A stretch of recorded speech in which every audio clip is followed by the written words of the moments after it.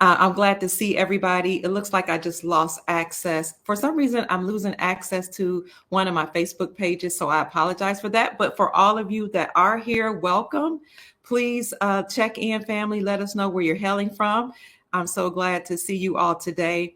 Some of you have already heard this news, and I did share a little bit about it on yesterday, but I promise to go into more detail today about what's going on in the banking industry as it relates to the revaluation of currencies. Now, keep checking in. And before I go deep into the podcast, let me just say that a revaluation is just reinstating the value of a country's currency back based on the assets held by that country. So it's reinstating or reinstalling a country's currencies based on the resources and assets that the country has. So we are waiting for a global currency reset where all the currencies worldwide will be revalued or reinstated back to their rightful places based on the resources that each countries have. This is why the countries for the last few years have repatriated their gold and their artifacts back to them from the Vatican and back from London, from the Queen, and from other places. They repatriated all of their resources that was stolen, their art, some of their artwork was stolen, some of their gold was stolen, back to their countries so that they, first of all, can lay claim to what's rightfully theirs, and so they can back up all these currencies. So globally, you're experiencing all the countries establishing their sovereignty and making a statement that they're going to use their own currencies and gold. So we're returning to a gold standard or a gold backed system. So keep checking in, family. I do have some beautiful news. Some of you have already heard about this, but I said I would go into detail today. Now, if you missed it yesterday, we talked about how King Charles only has 6 months to live. Pay attention to all of these numbers, 6 months to live.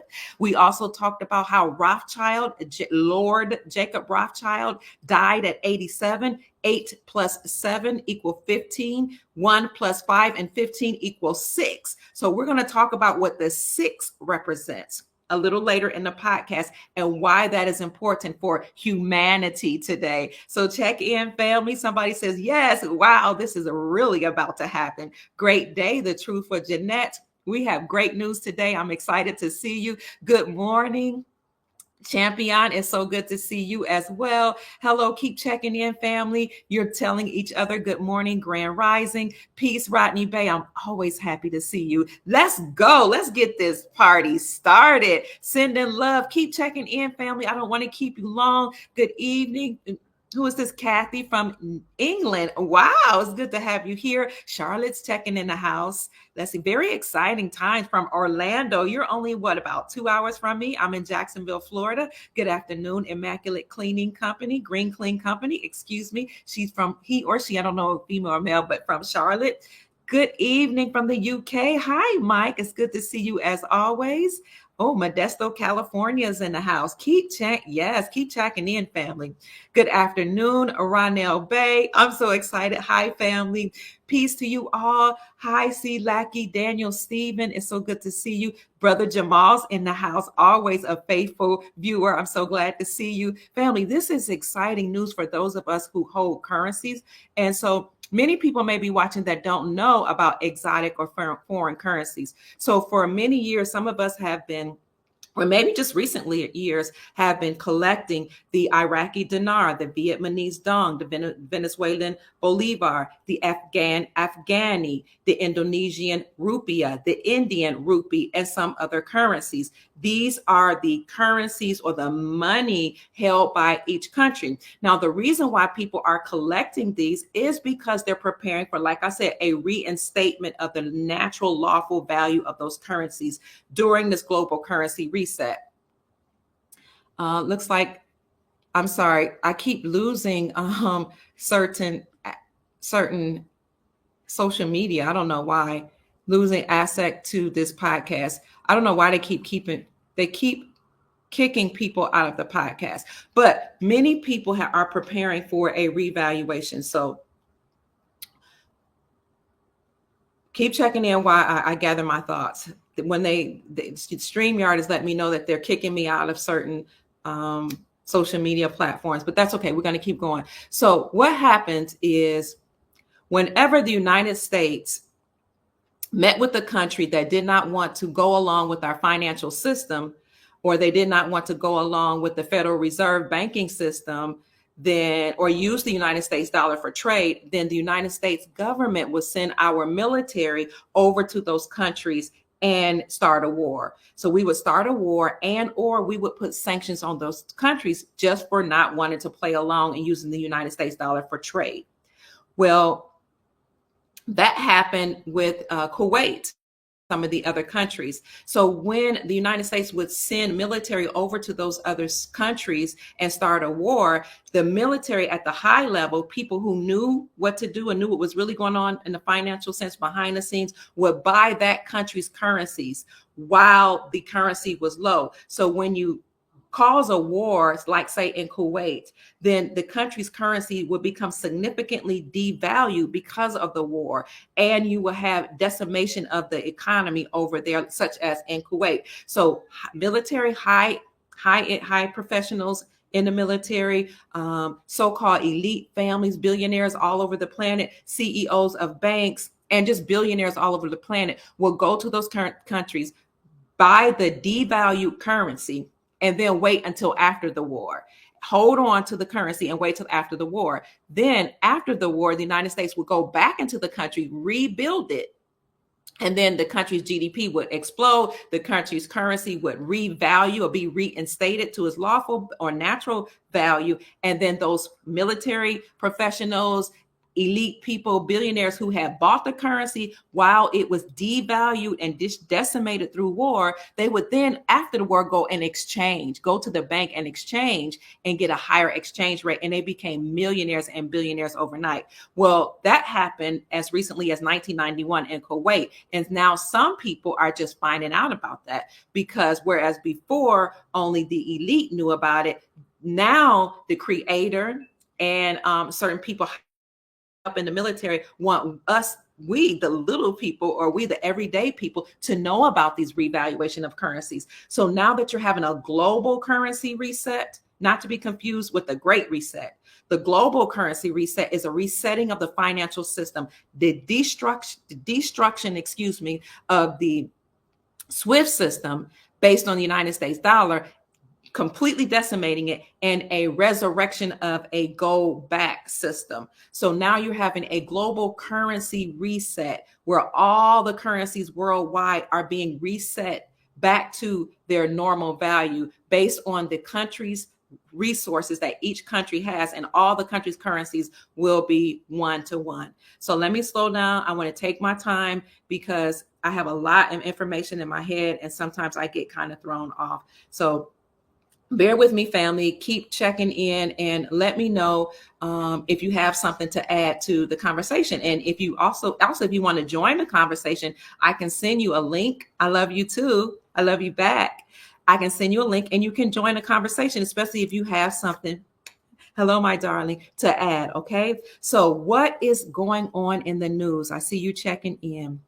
What has most recently happened is that on February 20th, which was just 8 days ago, global banks met to prepare for Basel III compliant Tier 2 notes.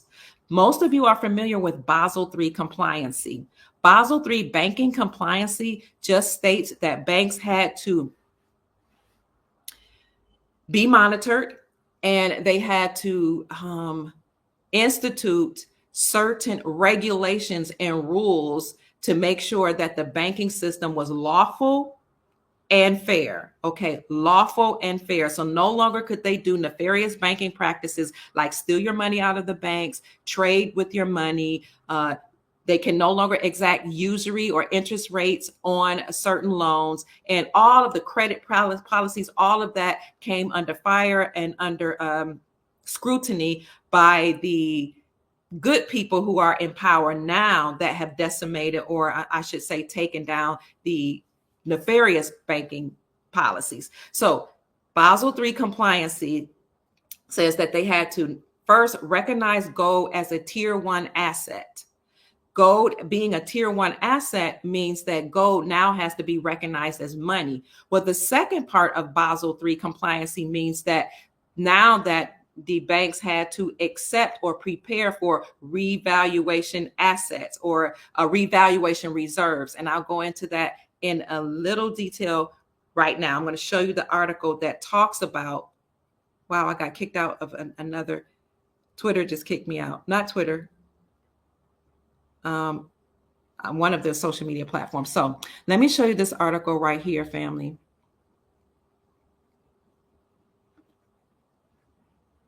I can get to it, that talks about this meeting that the banks held just February the 20th.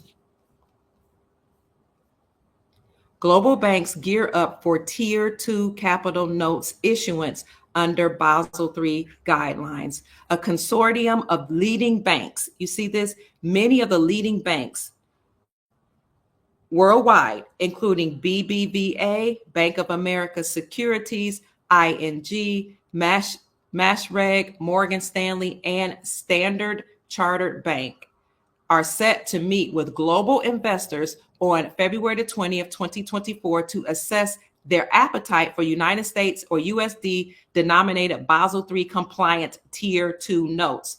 This strategic move aims to bolster the bank's capital structures and promote financial stability according with the Basel III guidelines. So let me break this down a little bit. These leading banks, BBVA, Bank of America Securities, ING, Mashreq, Morgan Stanley, and Standard Chartered Bank all met with global investors 8 days ago to assess their appetite or preparedness for USD denominated Basel III compliant Tier 2 notes. What are Tier 2 notes? They're preparing for Tier 2 notes or to receive Tier 2 notes. Who are they going to get those Tier 2 notes from, and what are Tier 2 notes? So let me show you here. I do have an article that shows what those Tier 2 notes are. One second. Keep checking in, family. Keep talking to each other while we go through this article, these articles. Tier 2 capital definition. There are 4 components. Okay, what is Tier 2 capital? The term Tier 2 capital refers to one of the components of a bank's required reserves. So we already know that the bank had to recognize under Basel III gold as a Tier 1 asset. So gold would be one of the things that's required for the bank to now hold. Tier 1, gold, okay? The term Tier 2, however, refers to one of the components of a bank's required reserves that's different from gold. Tier 2 is designated as the second or supplementary layer of a bank's capital and is composed of items such as revaluation reserves. So now I'm going to read that again. Tier 2 is designated as the second or supplementary layer of a bank's capital. So the bank had at least 2 layers, the first layer being Tier 1 assets and the second layer being Tier 2 assets. And this is the supplementary level of a bank's capital composed of items such as revaluation reserves, hybrid instruments, and subordinated term debt. It is considered less secure than Tier 1 capital, the other form of a bank's capital, because it's more difficult to liquidate. In the United States, the overall capital requirement is partially based on the weighted risk of a bank's assets. Here are 4 takeaways from this particular article. Tier 2 capital is the second layer of a capital that a bank must keep as a part of its required reserves. So now banks have to have this second layer of defense or protection, a Tier 2 asset. So that's the first component. The second component is the tier is comprised of revaluation reserves. What's a revaluation reserve? Your currency, the Iraqi dinar, the Vietnamese dong, the what else? Afghani currency, Afghanistan currency, the Afghani, Indonesian rupiah, Indian rupee, and other currencies. This tier is comprised of revaluation reserves, general provisions, subordinated term debt, and hybrid capital instruments. There are two levels of tier 2 capital. There's an upper level and then there's a lower level. Tier 2 capital is subordinate to tier 1. Tier 1, of course, is going to take precedence because it's gold.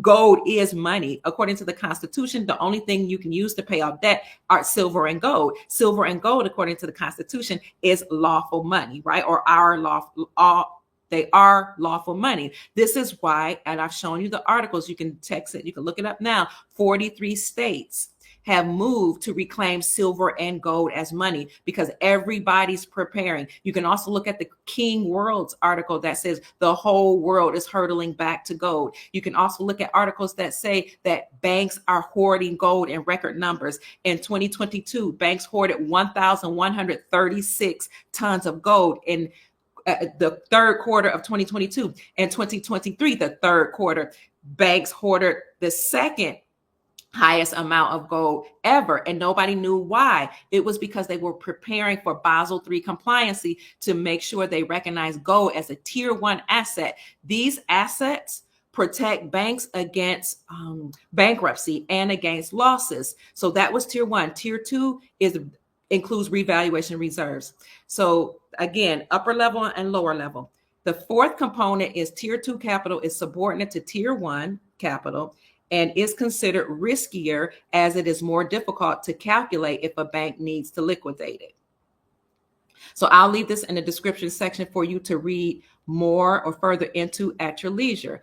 Let's go back to the original Greetings family, the original article that I just showed you, so you can see a little bit more about how banks are preparing or why this is important. In a move that underscores the evolving landscape of international finance, a consortium of leading banks have embarked on a pivotal mission. Authorized by an undisclosed bank, I'm not sure which bank that is, these financial titans are set to traverse continents, meetings scheduled across Asia, Europe, and the United States on February the 20th. Their objective is clear yet complex: to assess their appetite of global investors for USD denominated Basel III compliant tier 2 notes, a critical component in strengthening the bank's capital structure. Let's look at the purpose of this. Let me see if I can find the purpose.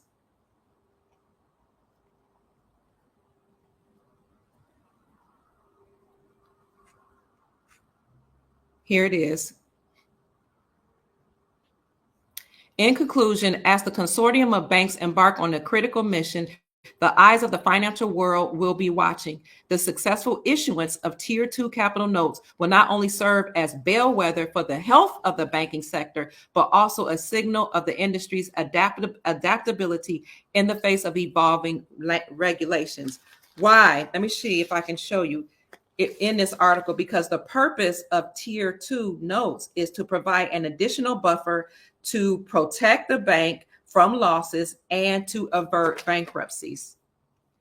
Let me see if I can find it here. Oh, here it is. The essence of tier 2 capital. In other words, the banks are preparing for a revaluation of currencies and the currency exchange because they need your foreign currencies, these revaluation assets, in order to bolster the bank's health and in order to protect them against losses and to protect the banks against bankruptcy. And you can see it here in the essence of of tier 2 capital. At the heart of this financial maneuvering lies the concept of tier 2 capital, a term that resonates with significance in the corridors of global banking. Tier 2 capital, as defined under the Basel III guidelines, plays a vital role in a bank's ability to absorb losses and avert bankruptcy. So the banks need you.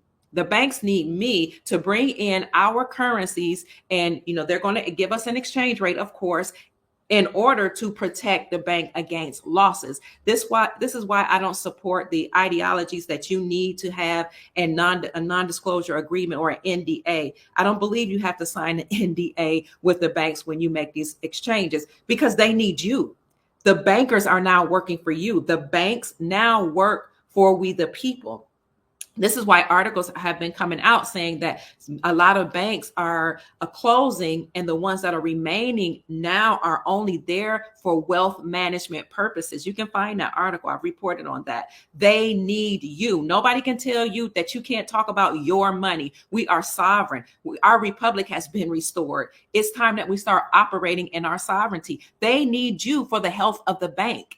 They need you to protect themselves from bankruptcy, to protect themselves from losses. So if anybody needs to sign a non-disclosure agreement, it would be the bankers. In my eyes, they need to keep their mouth shut about what you're holding. Also, a non-disclosure agreement is only something that you sign if this is information that's not been made known to the public. Well, the public knows about the revaluation of currencies and the global currency reset now, so I don't happen to believe that you have to have a non-disclosure agreement. So here again, at the heart of this financial maneuvering lies the concept of Tier 2 capital, a term that resonates with significance in the corridors of global banking. Tier 2 capital, as defined under the Basel III guidelines, plays a vital role in a bank's ability to absorb losses and avert bankruptcy. It comprises elements such as undisclosed reserves, subordinated term debt, and hybrid instruments, which collectively provides a buffer against financial distresses.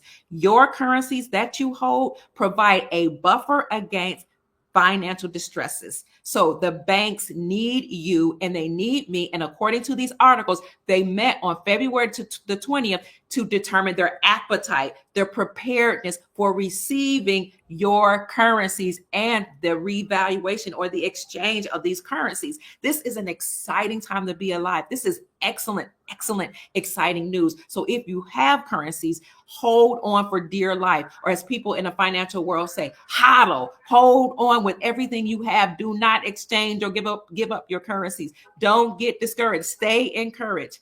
The issuance of Tier 2 notes, therefore, is not just a matter of regulatory compliance, but a strategic move to fortify the bank's resilience against unforeseen economic shocks. This explanation here is also the reason why I don't necessarily feel comfortable about going to a strange place that might be privately owned and call themselves a redemption center. Now, maybe people that use the word redemption center, maybe they're referring to the banks, but I'm not going to a place that calls itself a redemption center. I need a bank that is Basel compliant, including Basel III compliant, and that's being regulated so that I know that they are being regulated by benevolent factors and by we the people. So I don't want an 800 number. I don't need it. Anybody can buy an 800 number. This is just Dr. Kia Pruitt talking. Now I support and I am okay with people that say we're going to have an 800 number. It's just not something that I'm comfortable with, because anybody can buy an 800 number. How do I know it's the right number to get? And I'm not necessarily in agreement that you have to sign a non-disclosure agreement, because nobody can tell me how to manage my money, what to do with my money, how much I'm going to get. I can tell you to sign an NDA and keep your mouth shut as a banker. And I don't want to go to nobody's private redemption center. This is just Dr. Kia Pruitt. I need to go to some place that I believe is heavily regulated and Basel compliant. So having said that, let's move along. If you need more information about what's going on economically and even geopolitically, then I thank you. I would recommend, and I've said this before, that you follow Ariel on Twitter. And I have to give credit to where credit is due, because even though I had this information and people sent me articles or just said, did you know about this? Like a week or two ago, I wasn't confident enough to actually explain it until I researched and I kept reading and asking questions. And then I went to Ariel's Twitter account to see if he was speaking on it. So let's see what he has to say about this. Ariel here, this is what he looks like on Twitter. I recommend you follow him. This was an official banking announcement, he said. Global banks gear up for Tier 2 capital notes issuance under Basel III guidelines. And let's see how he makes it plain for us. The purpose of Tier 2 reserves. Tier 1 capital. This is the thick, strong inner wall, he says, made of things like shareholder equity and retained earnings. And I'd like to add gold, because we know gold became banks had to recognize gold as a Tier 1 asset under Basel III compliancy. It's the first line of defense against financial trouble. Secondly, Tier 2 capital is a second wall that's not as strong as the first one, but still valuable. It's made up of things like undisclosed reserves, subordinated debt, and hybrid capital instruments. And one article says also revaluation reserves. So revaluation reserves, including your Iraqi dinar and all those other currencies. Tier 2, a revaluation asset, I should say, excuse me, not a revaluation reserve, a revaluation asset. So a revaluation asset are those currencies such as the IQD or Iraqi dinar and other foreign currencies. All of those are considered as it relates to banks now having to be recognized as having Tier 2 assets.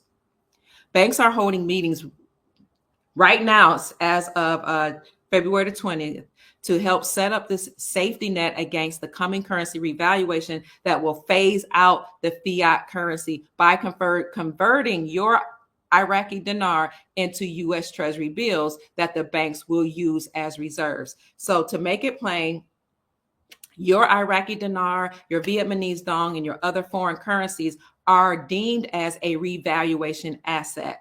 Banks are preparing to receive your revaluation asset and to be able to handle the amount of revaluation assets or currencies that you're going to bring in, because they need those currencies to bolster them and to buffer them, against any type of financial loss or bankruptcy.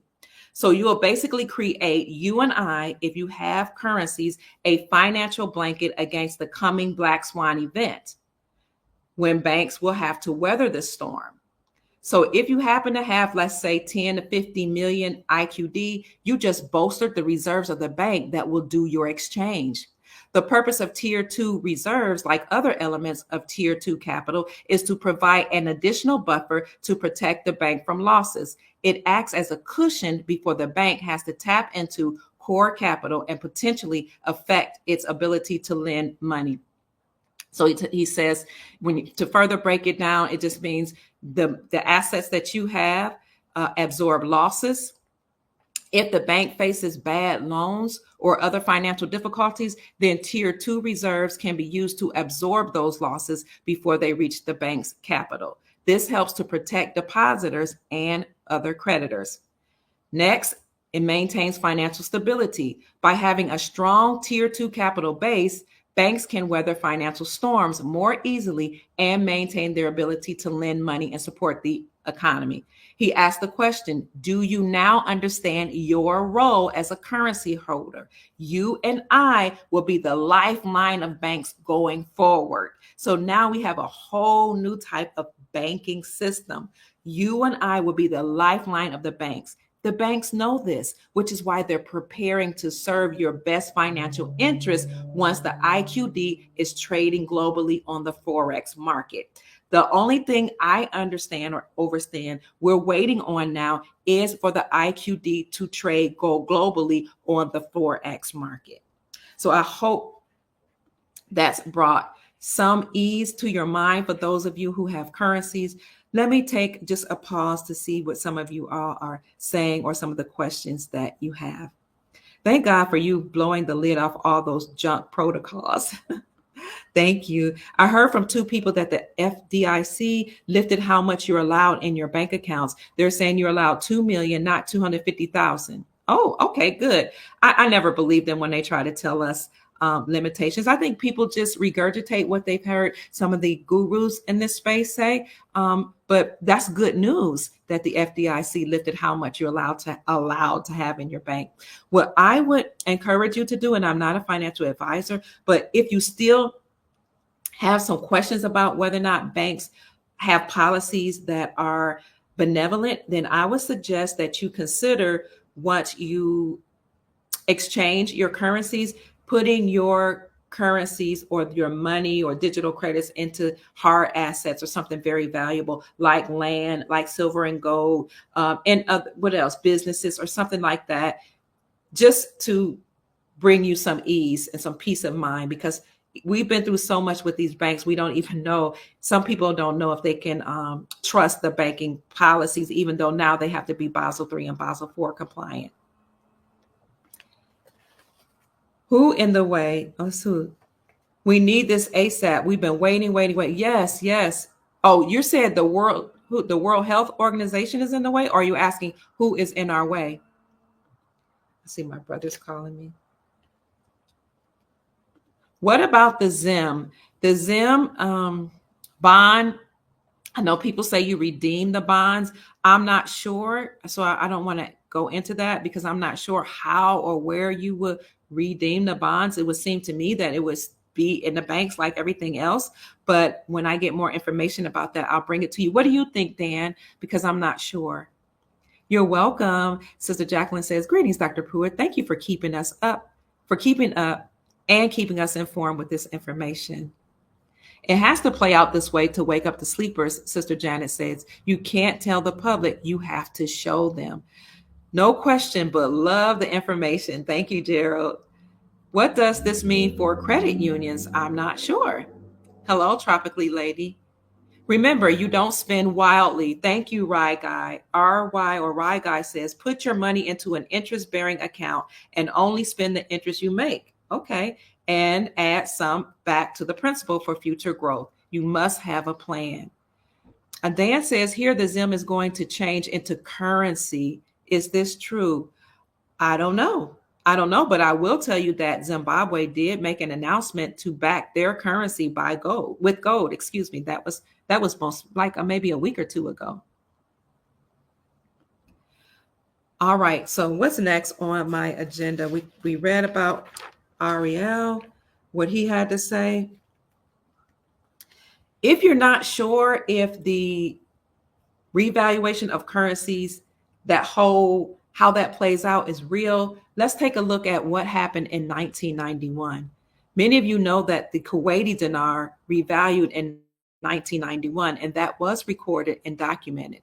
It was recorded in the New York Times, and many people took the article from the New York Times and placed it into their article. Now, because you have to go to the New York Times and actually pay for it. So here is what we have. And this was published by godskingdom.org. It's also in the New York Times. I do have the New York Times article, but it's saved in my Gmail somewhere, stored in a folder. So let me use this God's Kingdom article that talks about what happened in 1991.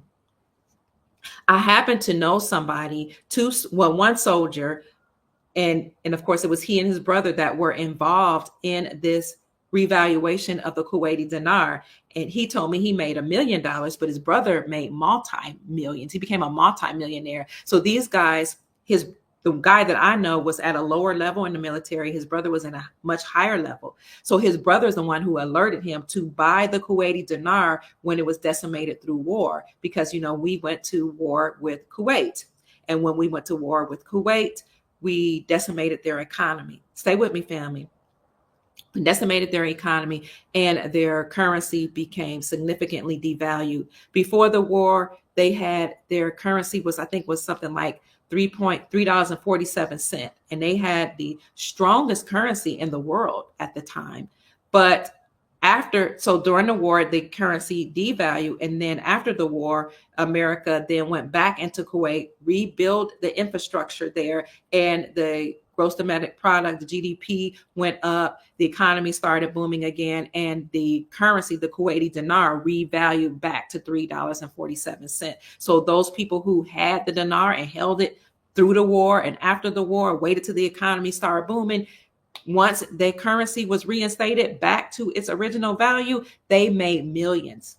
Now, the guy that I know who said he only made 1 million, only made $1 million because he got discouraged holding on to the Kuwaiti dinar. He didn't believe it would revalue. He thought maybe it was just a farce. He thought maybe his brother was making stuff up. Everybody else didn't know about this. So was it really secret, or did it make sense?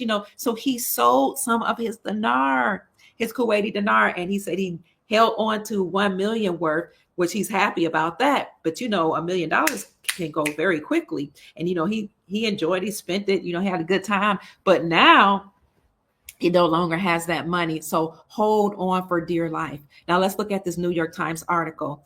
This is the New York Times article from 1991 reporting the revaluation of the Kuwaiti dinar. And if you stay with me, I'm going to show you a video where President Donald Trump says we have 35 billion Iraqi dinar, IQD, in our banks right now. So listen to this Kuwaiti dinar revaluation article. When Iraq invaded Kuwait in August of 1990, the value of the Kuwaiti dinar dropped to about 5 cents. It dropped from over $3 to 5 cents when Iraq invaded Kuwait in August of 1990. In other words, it took 20 Kuwaiti dinars to buy $1.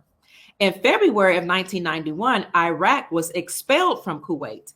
And a month later, the banks revalued their currency to $3.47, the highest valued currency in the world. When this occurred, the New York Times reported the event on March 25th, 1991. One of our Soul Family members who was watching me talk a little bit about this yesterday said that was during Ramadan. So this person says it's possible that the Iraqi dinar could also revalue during Ramadan, which is coming up, I believe he said around March this year, 2024. So what was interesting is when you read this article, it tells you that they didn't have any water and little electricity or food. Listen, it says it still has no water and little electricity or food, but Kuwait revived its banking system today, introducing a new currency. Banks reported for the first time since Iraqi occupation forces shut them down in December. Thousands of people lined up to exchange their old Kuwaiti dinars for crisp new ones and to withdraw a limited amount of money. All other old dinars can be exchanged for the new ones on a 1-to-1 rate until May 7th of that year, when the old dinars became invalid. The new official exchange rate at the time of this printing of the article in 1991 was $3.47 American dollars for one Kuwaiti dollar. So I'll put this in the description section for you to read later, but I just wanted to show you that we've had many revaluation of currencies.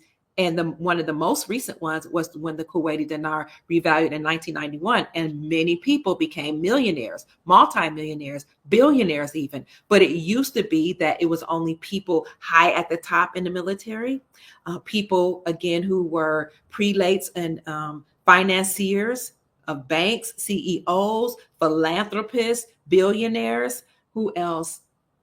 Presidents, all over the world. Those are the people who knew and understood and overstood a revaluation of currencies and how to become wealthy overnight just by purchasing these currencies when they were significantly devalued through war. Now the Iraqi dinar is very low. You probably can get like $1 million for $1,000 or $1,100. The dong, you can get the Vietnamese dong, you could purchase right now $70 for $68 to $75 for $1 million. The Zims are very inexpensive. The Zim bond notes, and you want to get, if you are into the Zim or Zimbabwe, you want to invest in that country. Notice at the top of their bond, it says, at the top left corner, it says, this is a promise to pay the holder upon this is a promise to pay the bearer upon demand. You want the 2008, 2009 AA or AB series. So those are very inexpensive, as well as some of the other currencies that people are buying and hodling or holding on for dear life. So the Kuwaiti dinar was one that a lot of people did not know about, but it did revalue in 1991. It revalued in the dark.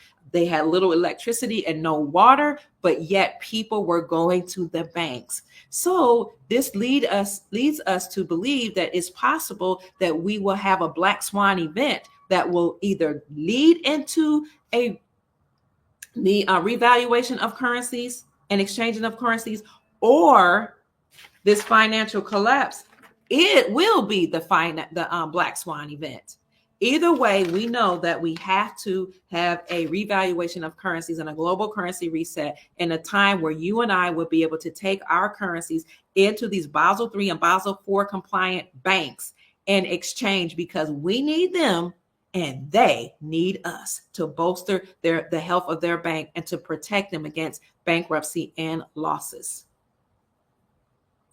Now, I'm going to show you President Trump stating that we have helped Iraq, we have protected Iraq, and we have forced them to pay us for their protection. He also talks about, I think it was South Korea, and how they paid us $500 million to protect them in the war. So bear with me, family. I'm going to bring up that video. And just for your information, you might want to write this down. The critical information, it's a long video where President Trump was actually talking about Soleimani on Fox News. And it was, might have been 2020 or maybe a few years before.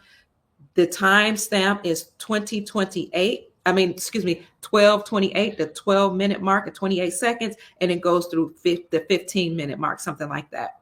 So I'll bring that up, but let me see what you guys are talking about. The Zimbabwean rate may come out at $7. Then it would exchange $7 to one United States Treasury note. That's what our new notes will be called, United States Treasury notes, and no longer USD. So when people think 1-to-1 is not true, Zim 1-to-1, it is actually Zim $1 to one of our United States Treasury notes. Thank you, Dan, for explaining that. I think we won't know exactly until we exchange. What about Thai baht? Any word on that or the yuan? No, I don't have any word on the yuan or the Thai baht, but I do know that some of the BRICS countries, Brazil, Russia, India, China, South Africa, some of those, that coalition were actually trading using the yuan. I do know that. And I know that China has been mining a lot in Africa for decades. For a reason, they've been mining gold. So I'm sure that their yuan, but secretively, is very valuable now. Should you get yuan? I'm not sure, but you guys can mention it in the comment section so that all of us can know what's on your mind and what we should do. You have both AA and AB Zim notes. Awesome. Somebody said you might be right. You're talking to Mogul. What did you say? I hope the Zim exchange for over $8, being that Zimbabwe is very rich in resources, and that we've heard is what the Black Panther movie was all about. It's especially the Black Panther movie, the first one. When you look at the deleted scenes, they actually talk about using their resources to liberate the whole planet. And it was a European guy that was laughing and saying, oh my God, Wakanda's a small nation. There's no way you can help save the whole world. And the people of Wakanda were saying, no, you're wrong. We actually do have a lot of resources to save the world and liberate the planet. So that is exactly what the movie Black Panther was about. Thank you. Somebody said, CEO Executive Mogul says, you look so beautiful today. Thank you so much. I appreciate that. So let me show you all. What about humanitarian projects? In my opinion, it's a very good idea to have the humanitarian project, because you and I will not only help the banks protect themselves against losses, but you and I will be able to help people all over the world that have suffered, with hunger, homelessness, drugs, and all of these issues. But do you have to have a humanitarian project in order to redeem your ZimBomb or to exchange currencies? This is just Dr. Kia Pruitt speaking. I don't believe so. Some people say you do have to have one. I think people are confusing the exchange of these currencies with the global humanitarian efforts that were discussed in the 1980s and the 1990s.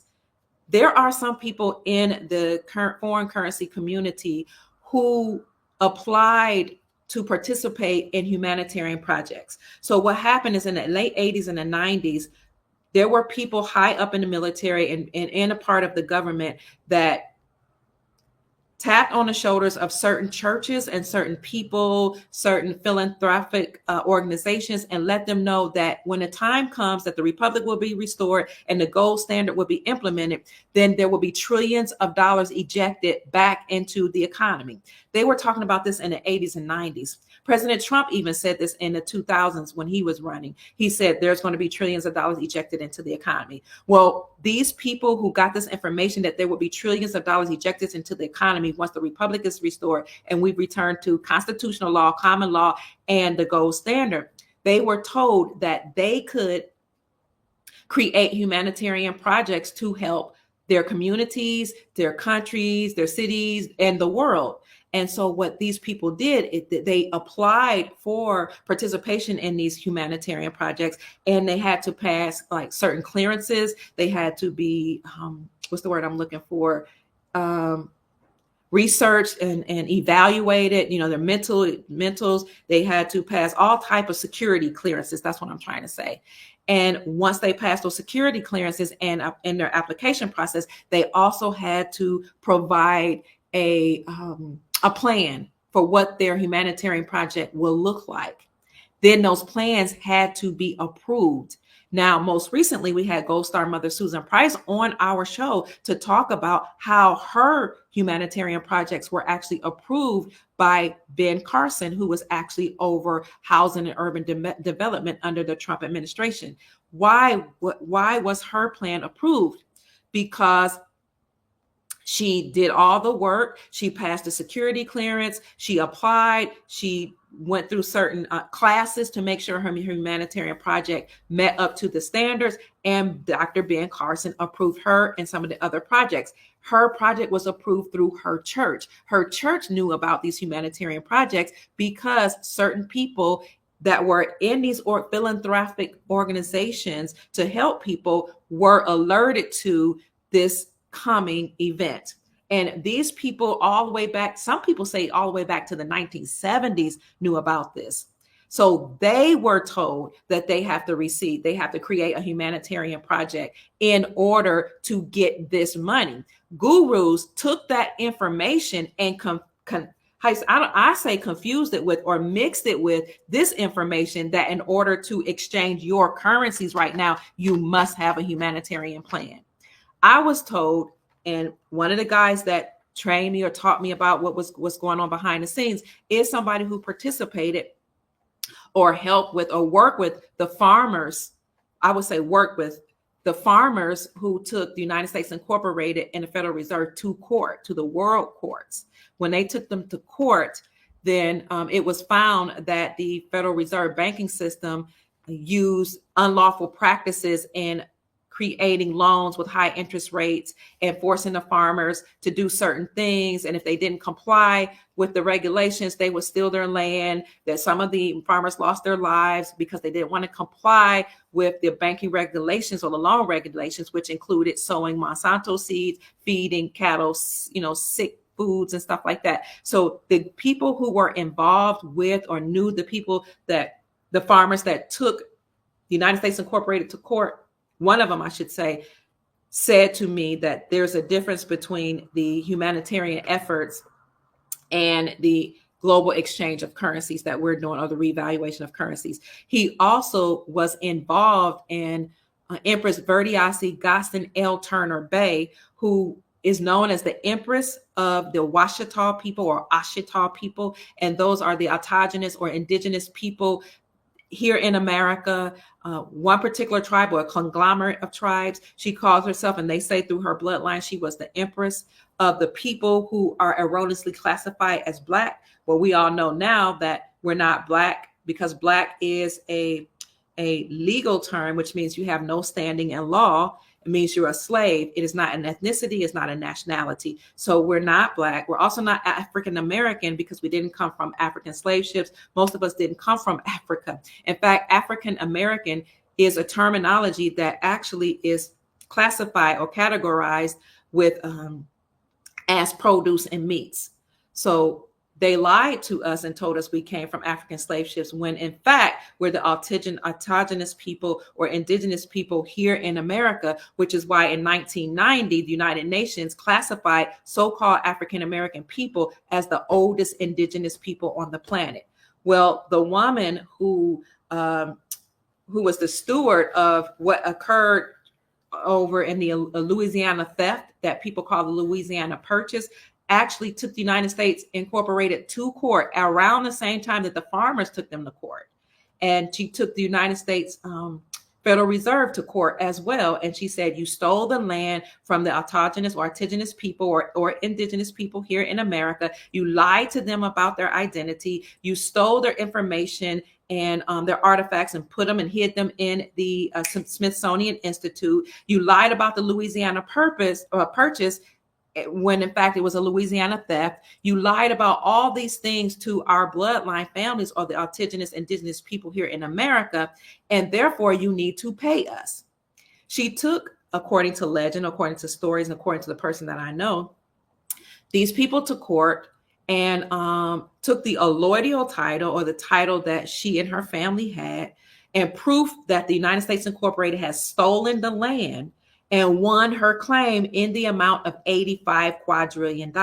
And that money has to be paid out. So I know actually a couple of people who participated in that process with her of taking the United States Incorporated to court at the same time that the farmers took them to court. The CMXK, I think, is another claims that went to court. A lot of people took the United States Incorporated to court because that's just a group of bloodline families, which includes the Rothschilds. That's why you need to know that it's very monumental that Lord Jacob Rothschild just died 2 days ago because his empire is ending.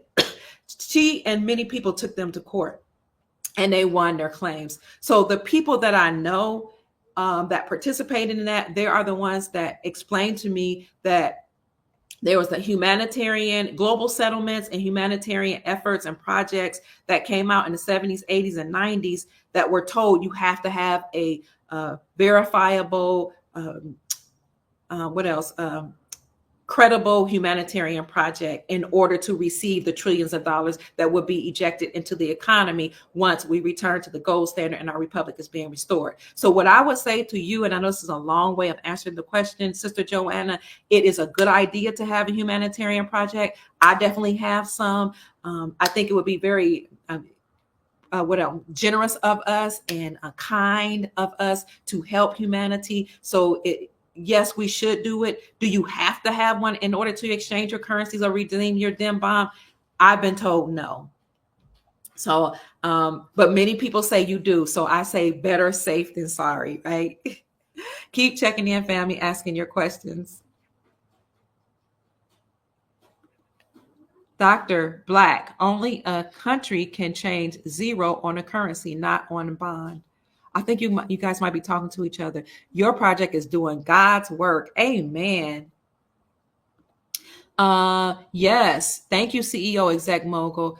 Empress Verdi Asi Gaston L. Turner Bay, also known as Empress Verdi Asi Gaston L. Tunica Bay, won quadrillions, $85 quadrillion in her claim against the United States Incorporated. So for those of you who, need just a little brush up, or don't mind me reiterating this, the United States Incorporated was a group of bloodline families, including the Rothschilds and Rockefellers, which got together and usurped authority from the people who were running our lawful government, the Republic. They usurped authority. They created their own government. They created their own constitution. Their government was called the United States Incorporated. It's just a corporation that was incorporated in 1871 in Delaware as a nonprofit religious organization. Yes, religious because it's Catholic. Nonprofit religious organization in Delaware. Incorporated 1871 as a nonprofit religious organization. So those bloodline families control the banking system. They control the government. They created their constitution, and their constitution is called the Constitution of the United States, Inc., or United States Incorporated. The benevolent or good constitution, the constitution of we, the people, that is a part of our republic, is the Constitution for the Republic of America, for good and benevolent, of bad, associated with the Rothschilds, the Rockefellers, the United States Incorporated, that was incorporated in Delaware in 1871. So 2 different things, 2 different entities. And I'm not sure why I went out on that rant. So while you're checking in and you're commenting, let me show you what President Trump said in a Fox News interview about Soleimani. So if you want to look at it, Look it up on YouTube. It says Trump reveals new details on imminent threat for Soleimani. I'm going to show you this. And what I did is I started at 12:28, and we'll go to the end, which is just a little bit over 15 minutes. But I may take breaks in between just to show you how legitimate holding the Iraqi dinar is. President Trump will let you know we have certain people's currencies right now in our banks.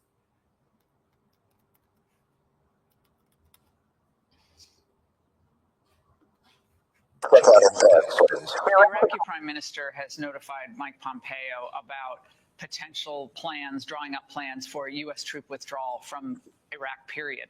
You ran on pulling out of the Middle East. Why not use this opportunity to say, we're done? I'm okay with it. By the way, you're okay with removing our troops from Iraq? That's what they say publicly. They don't say that privately. Because if we leave, that means they're not going to be able to handle it. Why not leave?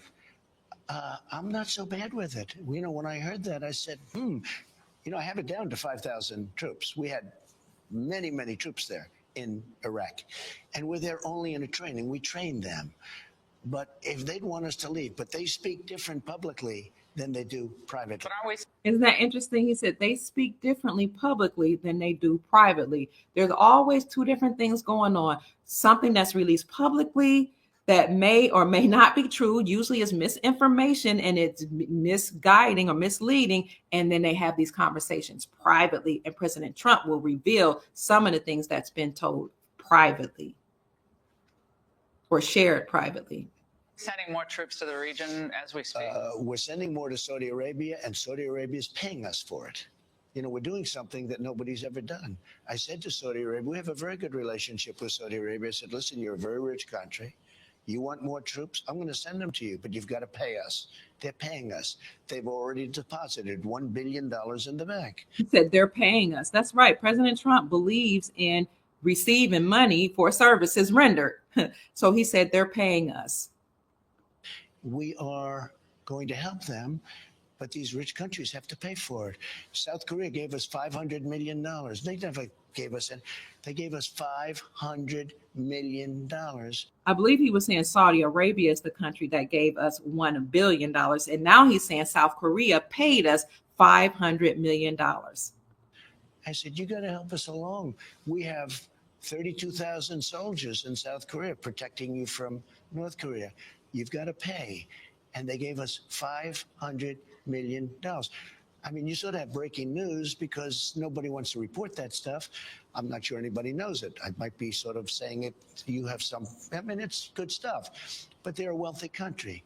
They build all your television sets. They took that away from us. They build the ships. They build a lot of things. I said, look, we're protecting you. You got to pay. They paid us $500 million. They're going to pay us a lot more. So he's saying that we protected South Korea from North Korea. And they, who were making our televisions and some of our other things, took it away. And he said, oh, no, we've protected you. You're going to pay us. They paid us $500 million and they're going to pay us more. Gotta love number 45. He's about his money and he's about taking care of America. I think that Iraq should repay the American taxpayer for these bases, for what we've done there. You heard that from me, yeah, okay? I know, will we? I said we built one of the world's most expensive airport facilities anywhere in the world. I mean, I wish we had it in New York. I wish we had it in Washington. We built runways that are 15,000 feet long. At LaGuardia, they're 7,000 feet long. In fact, I think they're 20,000 feet long over there, and deep, thick concrete and steel. Nobody ever built runways like this. Okay, it was way overbuilt, but that's okay. But we have billions of dollars into that. I said, if we leave, you got to pay us. If we leave, you have to pay us for embassies. You have to pay us for the money we put in.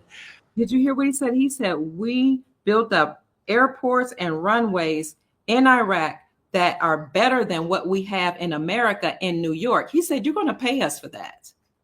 How are you going to collect? Well, how are you going to collect? Listen to this. We have a lot of their money right now. We have a lot of their money. We have $35 billion of their money right now sitting in an account. And I think they'll agree to pay. Otherwise, we'll stay there. $35 billion. We have $35 billion of their money, of Iraq's money in our accounts right now. $35 billion of Iraqi dinar. So for me, that's exciting and that's encouraging, because that lets me know that America now is holding IQD or Iraqi dinar. So if we have it in our banks right now, then that lets me know that this whole revaluation of currencies and holding currencies is real. And this is why we just made the announcement, and some of you have already heard this, on February 20th, banks are preparing for these exchanges to receive our currencies, to support them and to protect them from financial losses and bankruptcies. Let's see. Good afternoon to you too. Let me see what some of you are saying before we move on. So I just wanted to show you that so that you can see that this is a real event. It has occurred before, the exchange of currencies, and banks are preparing for it now. One of the last things I want to show you is, for the first time in 20 years, Iraq participated in the ministerial conference of the World Trade Organization. So Iraq is preparing to, or they already, participated in the ministerial conference of the World Trade Organization. Let me show you this article.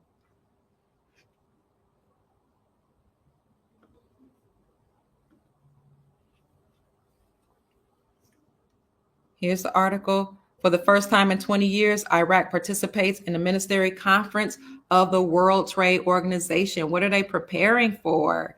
Now they're participating in the WTO. On Sunday, the Ministry of Commerce participated for the first time since 2004 in the ministerial conference of the World Trade Organization, which is being held in the capital of Abu Dhabi. Minister Athlir Gurari said in his speech during his participation in the preparatory meeting of Arab trade and economic ministers within the Arab group for the 13th Ministerial Conference of the World Trade Organization. See that number 13, very important. He said Iraq is participating for the first time since 2004 in the Ministerial Conference of the World Trade Organization, which is held in the capital, Abu Dhabi, pointing to the completion of the requirement for Iraq's accession to the organization, which is the completion of the files of trade in goods and trades and services within the timetable for joining the global multilateral trading system. So they're now a part of the global multilateral trading system, which lets me know that we are so very close to Iraq trading, or the Iraqi dinar trading on the Forex. We are so close to having all the world currencies to participate in global trade, whereby after the global currency reset, all of these currencies will be one-to-one in parity with each other. The minister pointed to the desire and seriousness of the Iraqi government to establish balanced economic relations with all countries of the world at various levels and fields by improving the business and investment environment and making real reforms in law and legislation.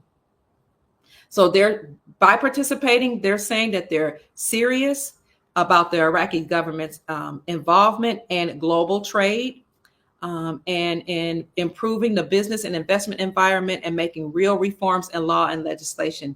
He thanked the Kingdom of Saudi Arabia for supporting the process of Iraq's accession to the international organization through the visit of its permanent ambassador to the organization and his chairmanship of the working group of Iraq's accession. Regarding interest trade and increasing trade exchange between Arab countries, Minister Gurari noted Iraq's keenness on the importance of the presence of Arab countries in Iraq to restore its effective role in economic organizations. So let me restate that. Regarding intra-trade and increasing trade exchange between Arab countries, the minister noted that Iraq's keenness on the importance of the presence of Arab countries in Iraq to restore its effective role in economic organizations. So they're restoring their role in committing or doing trade and working with one another in the Arab region of the world. So that's good news as well, because it shows us how stable Iraq has become now that the prime minister has revalued his currency. And he said that at the end, I think it was November 2022, he stated that he was working with other countries to revalue. Wait a minute, let me see how he said. No, he said he's working with other countries to return his stolen money, and he's working with the Central Bank of Iraq to revalue the IQD, or the Iraqi dinar, against the United States dollar. He promised that he would do that. Then he came back later, a few months after that. He made that announcement November 2022. So early in 2023, he forbade any of his people in Iraq he forbade them from trading with the United States dollar. He told them they were not to purchase the USD on the black market. He made them swear and take blood oaths, and he told them to trust in their own currency and no longer use the United States dollar. So al-Sudani, who is the prime minister of Iraq, is very, very keen on making sure his country is stable, his dinar has been revalued, and making sure he's trading with other nations in the Arab region, and he's making sure he's compliant with trading with people all over the world, which is why he's participating in the World Trade Organization. So that's what I wanted to tell you today, that for those of you who are involved in this community, to stay encouraged, because a lot is going on. Now, I'm not sure what type of black swan event we could have that will lead to us going to the banks. You know, some people say we will have a black swan event that will lead to the destruction of the collapse of the financial system. And then some people say the destruction of the financial system is the black swan event. Either way you put it, something is brewing in the background. We know that all of these countries, all exporting nations, have joined BRICS, the Brazil, Russia, India, China, South Africa coalition. They stopped trading with the dollar, and they've agreed to now use gold for trade. They've also agreed to use their own individual countries' currencies for trade. So all of the countries now are on the same page. America is now on the same page, which is why 25 states, according to records and research, 25 states in America applied to join BRICS. We know that Texas did, but we've heard that 25 states here in America applied to join BRICS. And that would make sense, because under the Republic, each state is actually a country. Each state operates as a country. Florida is a country. Texas is a country. Iowa is a country. All these states are operated as their own country, have their own flag, their own legislation, their own governors, and the governor operated as a president of the country or of that particular state. So it makes sense that states would apply to join BRICS. But they didn't even have to do that, because 43 states already passed legislation. Let me see if I can bring that up for you, to reclaim silver and gold as money. This article that I'm going to show you says that Mississippi was the 43rd state, but you can't find an article that says altogether that 43 states reclaim silver and gold as money. Mississippi became the 43rd state to end sales tax on gold and silver. By removing the sales tax from gold and silver, they are proclaiming silver and gold as money, because you cannot lawfully tax money. So that's one article there. And then I'm going to show you another article just to show you the sovereignty of the states and how states are operating as countries. States reclaim. Let me see if I can find this for you.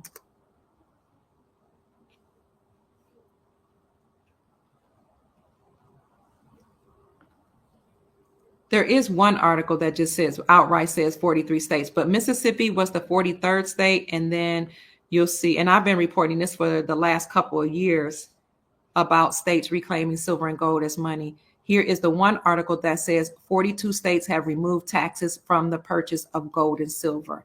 And when you read further down into the article, it tells you that removing taxes from the sales of precious metals is a disclosure and announcement that they are moving towards reclaiming silver and gold as money. What else? Let's see. Keep checking in, family. Let me show you what else. Speaking of Texas, I said Texas applied to join BRICS, or the Brazil, Russia, India, China coalition. Somebody sent me something to let me know that something very weird is going on in Texas. I think there was an explosion of some sort at a nuclear plant. Let me see where that is. I don't know why they're always picking on Texas. I don't even know if this was something that was planned, this explosion, if it was an accident or what's going on, but something's always going on in Texas. It just makes me feel like the powers that be, or certain entities do not like for states to proclaim their sovereignty. One of the things that happened a while ago was, I believe they sent a hurricane and a storm to Texas. I want to say it was about three or 4 years ago. They did it most recently, and they did it several years ago when Texas had asked to have their gold repatriated back to them. But that was before 45 was the president. And before most people even knew that there would be a restoration of our republic and a return to the gold standard. Texas had been saying they were going to secede from the Union, and they demanded their gold to be returned back to them. And then all of a sudden they had this great big old storm out of nowhere, a hailstorm. So Texas is a sovereign state. They're ahead of the game when it comes to asserting their sovereignty and speaking their opinion against the deep state. But most recently, this happened in Texas, where a nuclear weapon factory forced to evacuate as Texas wildfires threatens the plant. Wildfires sweeping across Texas briefly forced the evacuation of America's main nuclear weapons facility as strong winds, dry grass, and unseasonably warm temperatures continue to feed the blaze. Pantex plant, the main facility that assembles and disassembles America's nuclear arsenal, shut down its operation on last night, as the windy Deuce fire roared towards the Potter County location. We've evacuated our personnel, non-essential personnel, from the site, just in an abundance of caution, Pendergrass said, a spokesman who's for the National Nuclear Security Administration's production office at Pantex said during a news conference on Tuesday night. But we do have a well-equipped fire department that has trained for these scenarios, that is on site and watching and ready should any kind of real emergency arise on the plant site. Well, I brought this article up for two reasons: to show you, one, to show you how when states operate in their sovereignty, the deep state, I will just say weird things happen. It could be the deep state, it could be minions, it could just be a coincidence.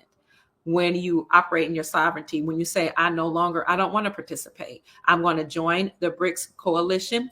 Texas Governor Abbott is protecting his borders. He deployed the National Guard to protect his borders. Then number 46 said that he was going to federalize the National Guard, which meant that now the National Guard will work for the federal government and he will have control over them. And then the Attorney General of that area of Texas responded by saying that number 46 was not allowed to come into his state. That is very huge for a attorney general and a governor to speak out against a president, a sitting president or resident of the United States Incorporated. This shows you that NESARA and GESARA are real. When a governor can tell the president, you are not coming into my country, and the attorney general says you're not coming to my country, and if you do, you're going to face some harsh backlash, that's letting me know that countries are now operating in their sovereignty. So Governor Abbott said, it doesn't matter if you try to federalize the National Guard, I'm going to deploy more National Guard to protect my borders. And then he reached out to President Trump, and President Trump called on all states, but particularly all Republican-led states, to send National Guard to protect the border of Texas. And that led to 25 Republican-led states sending their National Guard to protect the border of Texas. So this is how I know that NESARA and GESARA have been enacted, because National Guard have been deployed not only in Texas, but all over the country. All over the country, you have troops on the ground that are there to protect us, because there most likely will be a black swan event. Usually when you turn over the economic system, they do something to have some type of black swan event or monumental event to cause people to sometimes to be on curfew and have to go inside the house. But more importantly, they cause a black swan event to totally decimate and destroy the financial system. Because again, at the end of every empire, they print as much money or fiat as they can. They rack up the debt, they rack up the credit, and they use some of that to buy resources for themselves. And then they crash that system and then move back towards a sound monetary system. It's called the crack up boom. So what should we anticipate? We probably should anticipate a stock market collapse, a housing market collapse, a financial collapse. Why? Because the United States dollar has lost at least 98.2% of its purchasing power since we came off the gold standard in 1971. Additionally, with Project Sandman or Operation Sandman, which was an agreement between 209 nations, what they did was secretly drop the United States dollar for trade and went back to their own country's currency, their own sovereign currency, backed by gold and silver, and went back to using silver and gold for trade. So again, Project Sandman or Operation Sandman is a secret agreement between 209 nations that when triggered, they would drop the United States dollar and start using gold for trade. The trigger was Vladimir Putin. When Vladimir Putin, the leader of the leader of Russia, went to Ukraine to clean out the deep underground military bases and to uncover all the things that 46 was doing. 46, the president or resident, put sanctions on Vladimir Putin. But that was the trigger. Remember, when triggered, this 209 agreement, country agreement was when triggered, we will drop the dollar. So Putin knew that when he went to clean out what was going on and uncover what was going on in Ukraine, that 46 would put sanctions on him. So his response, Putin's response to 46 was to drop the United States dollar. He said, you can sanction me all you want. I have my own military. I have my own currency, and my currency is backed by gold. So he stopped trading with the United States dollar, speaking of Vladimir Putin in the country of Russia, and he started trading with his own currency. Which is the Russian ruble, which is why the Russian ruble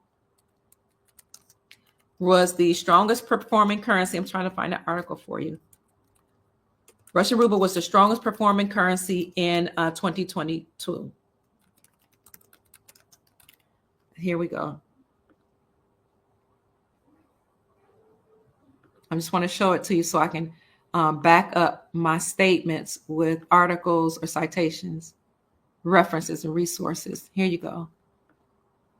Russian ruble is the world's top performing currency against the dollar in recent weeks. This was actually published in 2023. The ruble has jumped more than 10% since hitting a trough of around 100 against the greenback early last month. Still, the ruble is down 17% against the dollar year to year as Russia's economy battles with problems. But let me see the one. Here it is.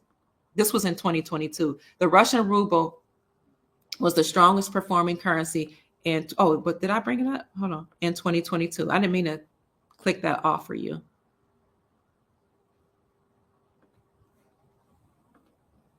Russian ruble is the strongest currency in the world this year. This was in June 28, 2022.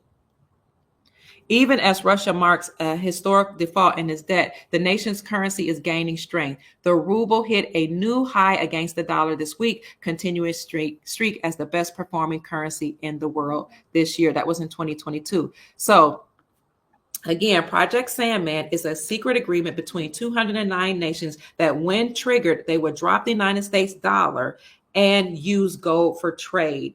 That trigger was Vladimir Putin. He stopped trading with the dollar. He started trading with his own currency, which he backed by gold and other resources.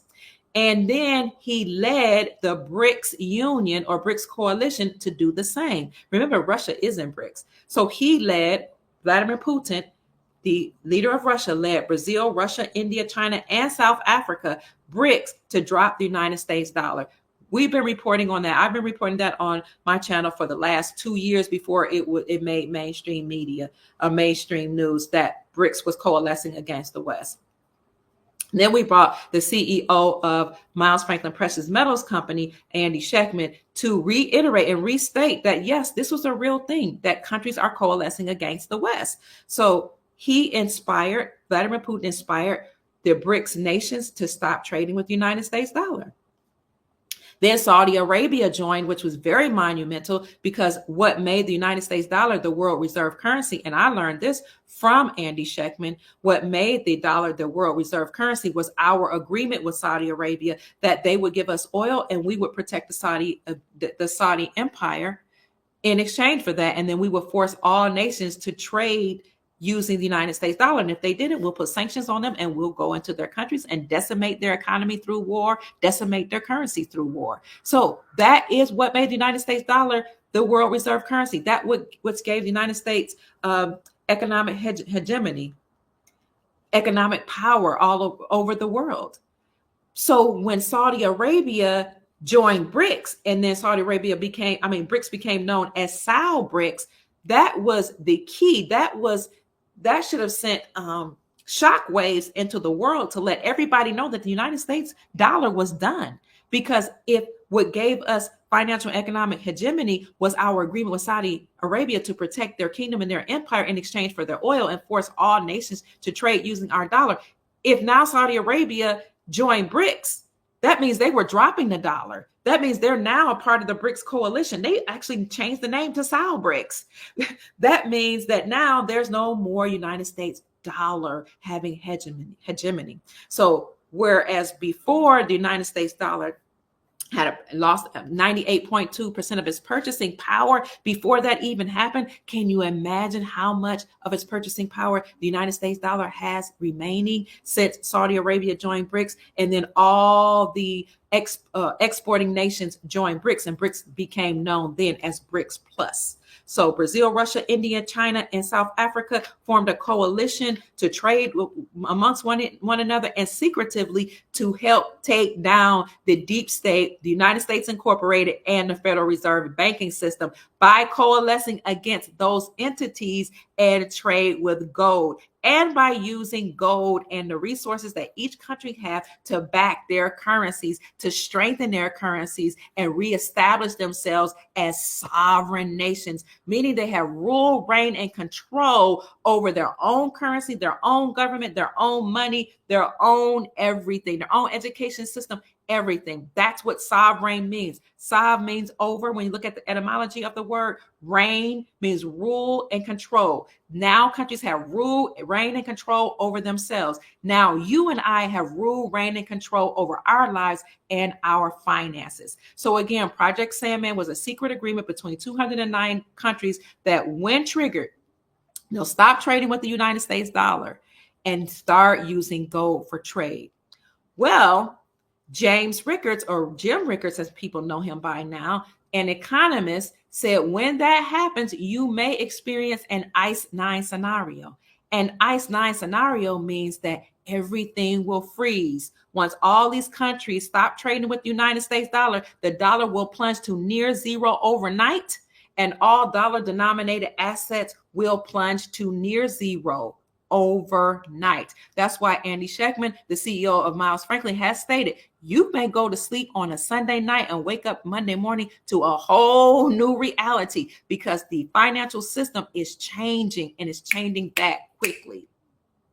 So the dollar and all the dollar denominated assets will plunge to zero or near zero overnight.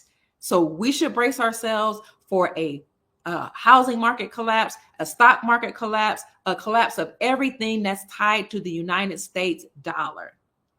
But be encouraged, because in order to move to a new system or return to the gold back system, you have to totally destroy the old financial system, which is probably why they announced that Lord Jacob Rothschild, one of the Rothschild family members, passed away Monday, 2 days ago.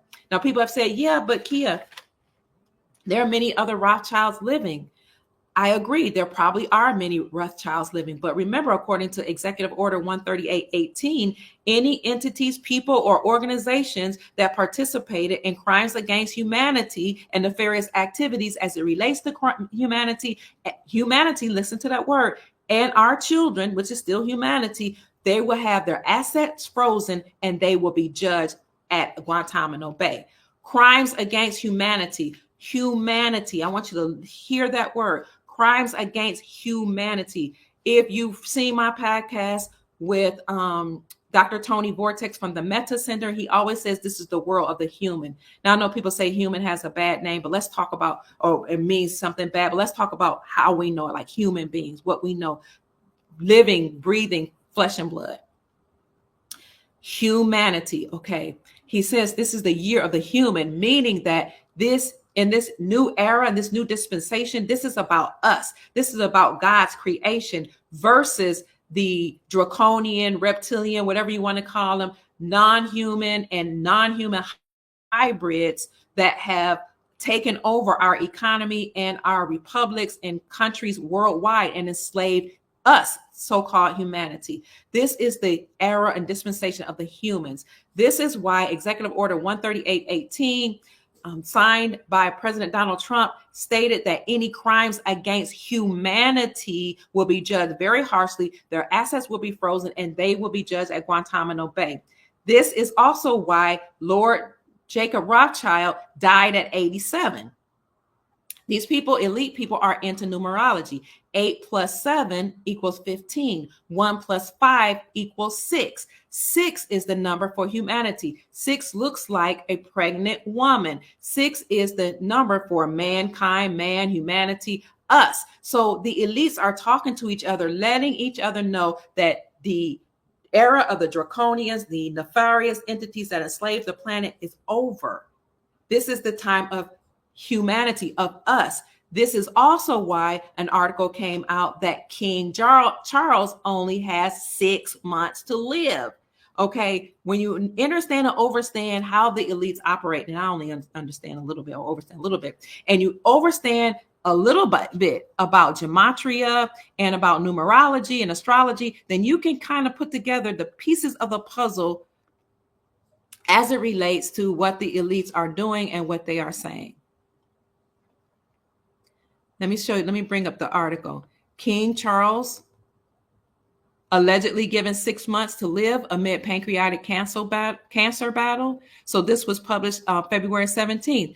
That when you read this article, it says he has pancreatic cancer, that it leads to a quick demise, that he only has 6 months to live. And there are other articles out there. And that this comes as a shocking surprise as people were really excited about him making new laws and doing things for his nation. But the underlying message here is that he's about to die. So that's why I say draconian rule is over. And this is the time for us to rule and have sovereignty. Again, he has 6 months to live. And I'm sure you all saw that Lord Rothschild died at 87. And that number leads us to 6. 8 plus 7 is 15. 1 plus 5, you add the 1 and the 5 together, that equals 6. What is 6 in gematria?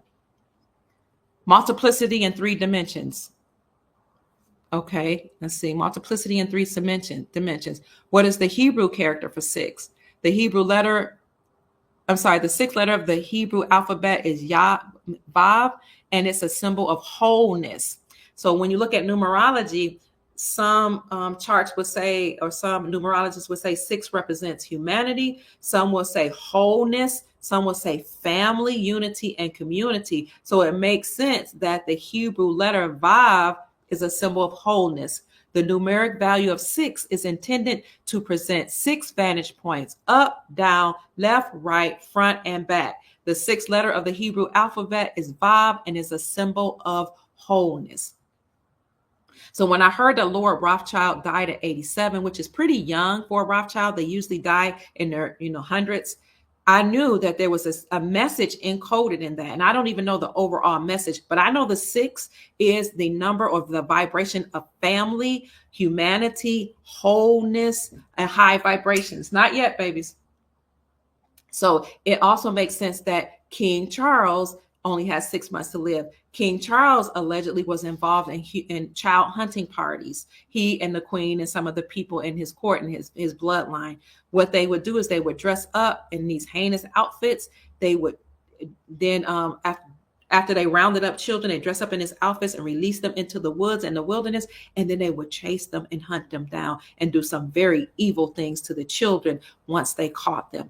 This would cause the children to be very afraid, to release adrenaline, and when they release this adrenaline, then these beings can extract something from the blood that starts with an A and ends in chrome, and they would absorb it, ingest it, because that allegedly operates from the blood of these children that release a lot of adrenaline from fear that will it feeds these entities and it makes them younger. It gives them energy as well as give them increase their psychedelic abilities. So this is why I don't believe these entities are fully human. They're either human hybrids or they're non-human.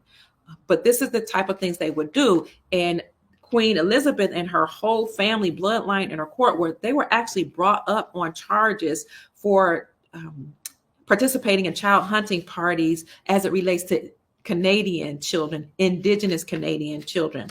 And this happened at a school. So they did, this was allegedly something that they participated in often.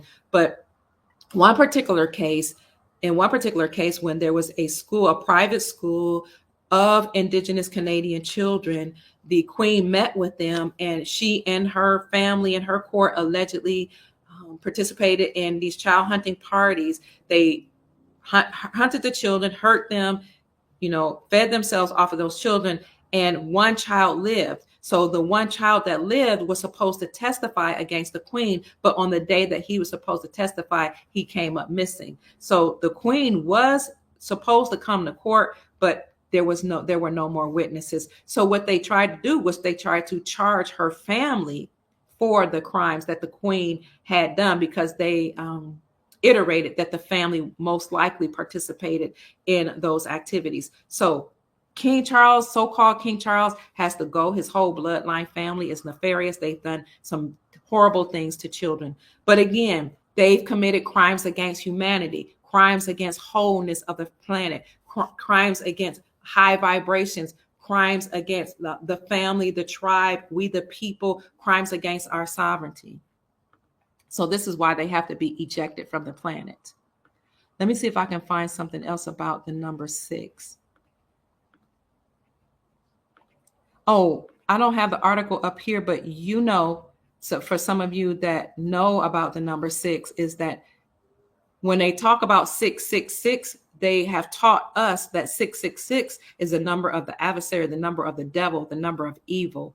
But 666 is truly about, from a metaphysical standpoint, and maybe even beyond metaphysical standpoint, it's about 6 proton, 6 neutron, 6 electron, which is carbon. Everything that's living on Earth has carbon.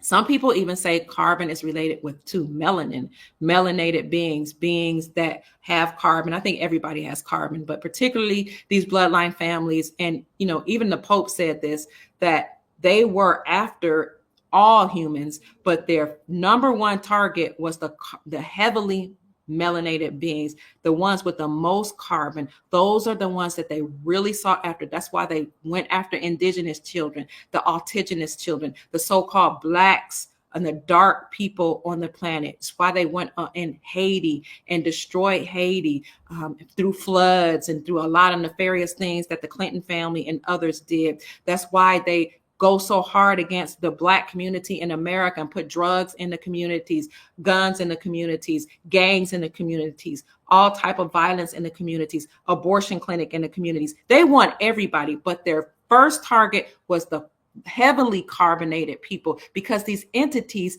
favor that for their survival. They eat it and they drink it. So when they do things to we the people, and to our children, they needed that A word. That A starts with A and N in Chrome for their survival. And whenever you're traumatized or you're depressed or you're stressed out or you have anxiety, you could be worried about your bills. You could be worried about the violence that's on the movies and the things that go on in the world. you emit a psychic energy called loosh, Loosh. These non-human beings, these bloodline families that enslaved the whole planet, including the Rothschilds, Rockefellers, et al., they absorb that energy. They eat it and they absorb it. It makes them stronger. It makes them grow. It makes them have all type of so-called powers. So they eat the achrome word. They get the carbon and the melanin from the organs, the liver, the heart, and all of the organs.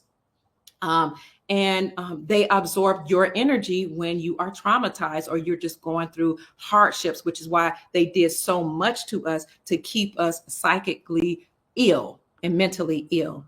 Now, what their intent to do was to go after the heavily carbonated beings, the dark people, the indigenous, autogenous people first, and to eradicate them first and absorb all their energy to destroy them and their tribes and their bloodline and their families all over the world. And then they would go after all the other family members after they had totally decimated the original people, the people with the most carbon, with the most melanin, because we all, as you all know, if you study science, come from one source.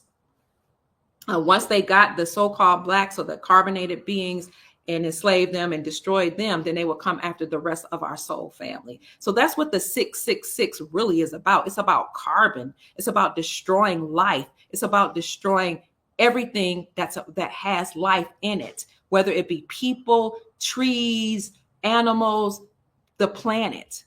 So 666, proton, electrons, neutrons. That's what it is. It's not the number of the devil. They lied to us. Everything they taught us is in reverse. So what are they telling us now? This is the era of the humans. Rothschild died at 87. Again, that's the number 6.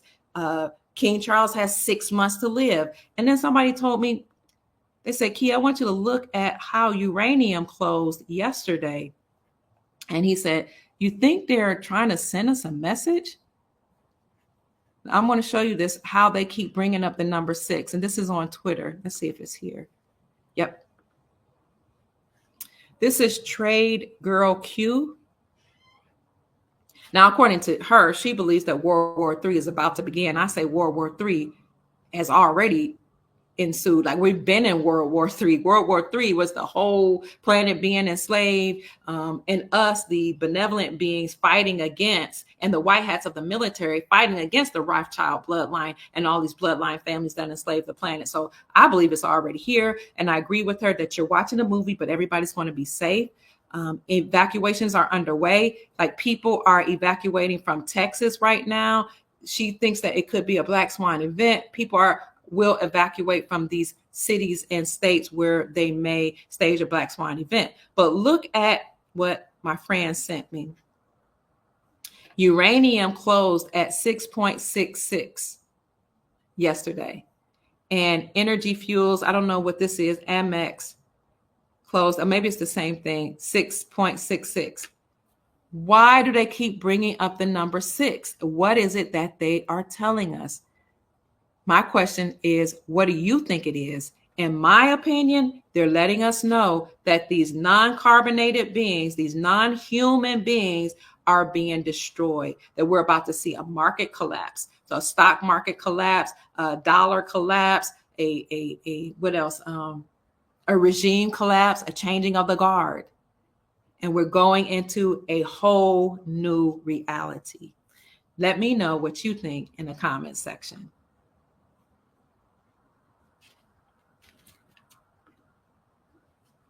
Any thoughts on the dong rates? No, but I heard they're going to be astronomical. That's all I know. I don't know what they're going to be.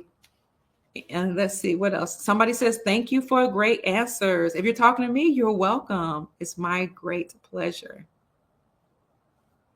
Oh, people are saying what they want to do when they create their humanitarian projects. So yes, these are very, very monumental occurrences and incidents that we need to take note of, because we're all being liberated. We will soon have our freedom, prosperity, and sovereignty restored to us.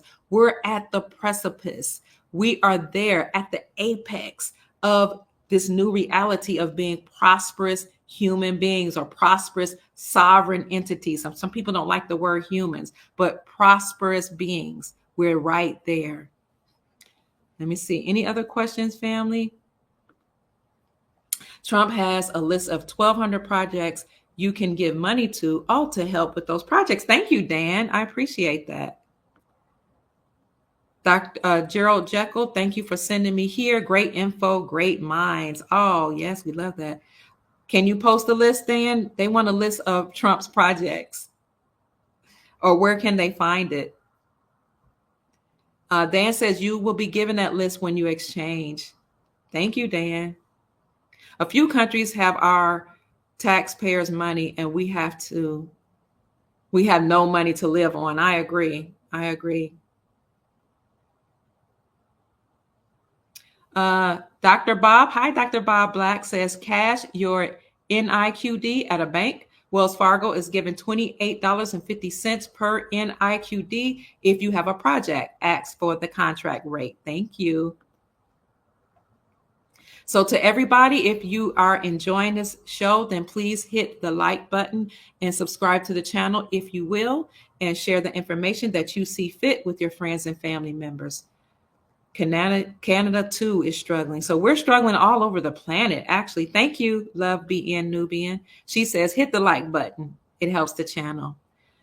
People cannot continue to live paycheck to paycheck. I agree, Love BN Nubian. It is becoming very hard for people to even keep a roof over their heads. People have been reporting that the rent is like 3 times higher than it was just a few years ago. Mortgage rates are through the roof. They can't even They can't even afford to buy a home. Groceries cost so much more than they ever have. All of that. Rod Steele can be found on YouTube. Yes, Rod Steele just did an interview with John Dowling recently. Love BN Nubian says we are really suffering in the States, but yet money is being given to people who are coming here illegally. I agree. As a matter of fact, there was an article that I read yesterday that said that 46 is responsible for the death of many Americans. And then I read an article that said that Representative Ken Bucks from Colorado is urging Kamala Harris to invoke the 25th Amendment to get rid of or impeach Joseph Biden.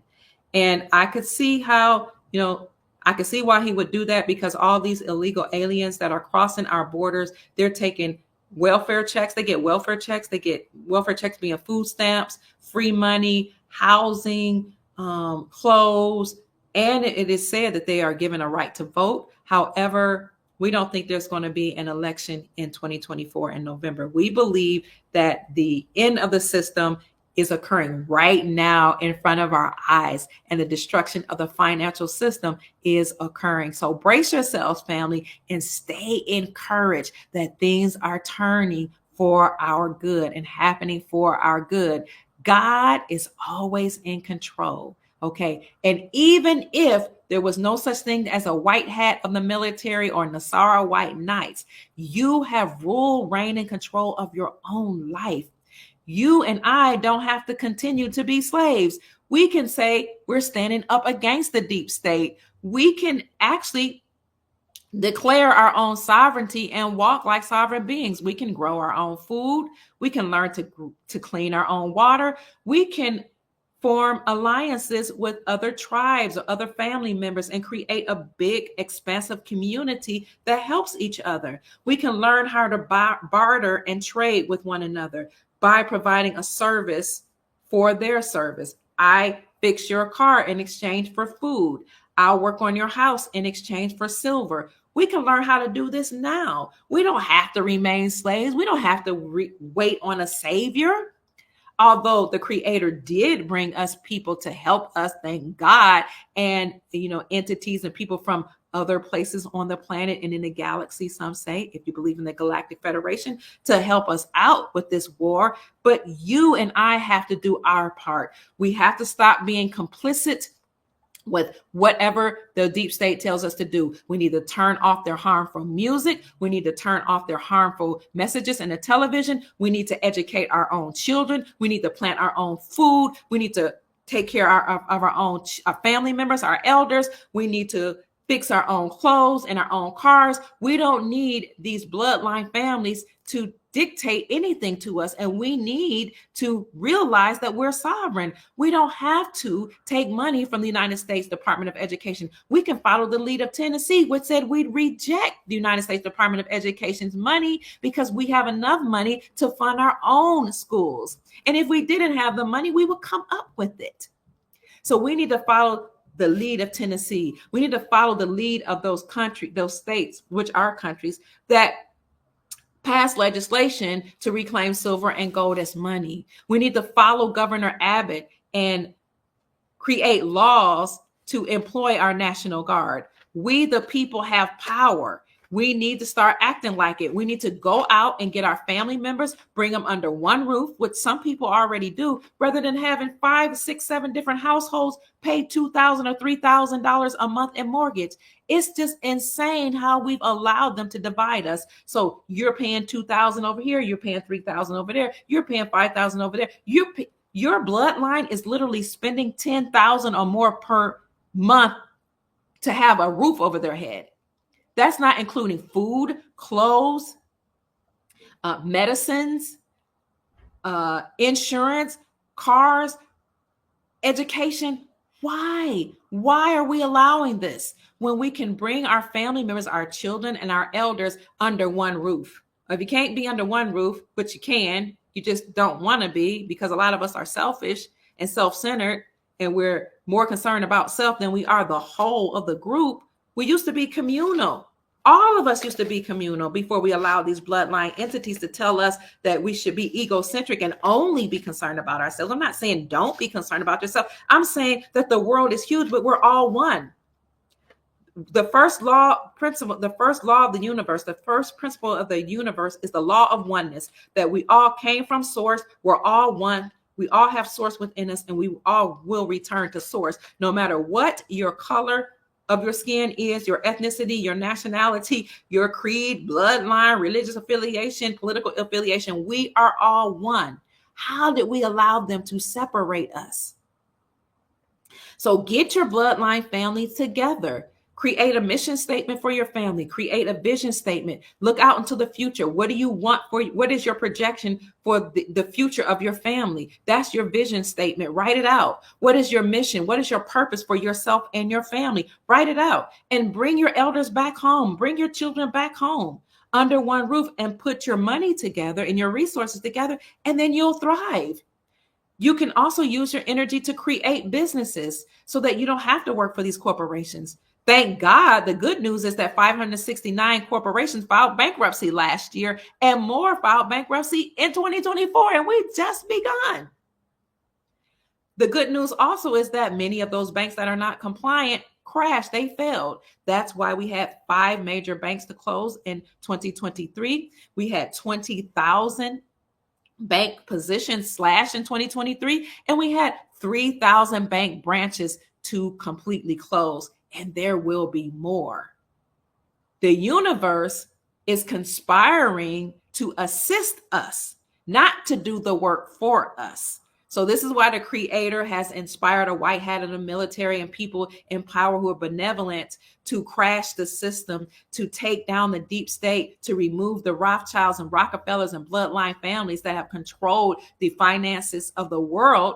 But we have to do our part. The universe conspires to assist you, not to do the work for you. So when they create laws against you, say, I do not consent.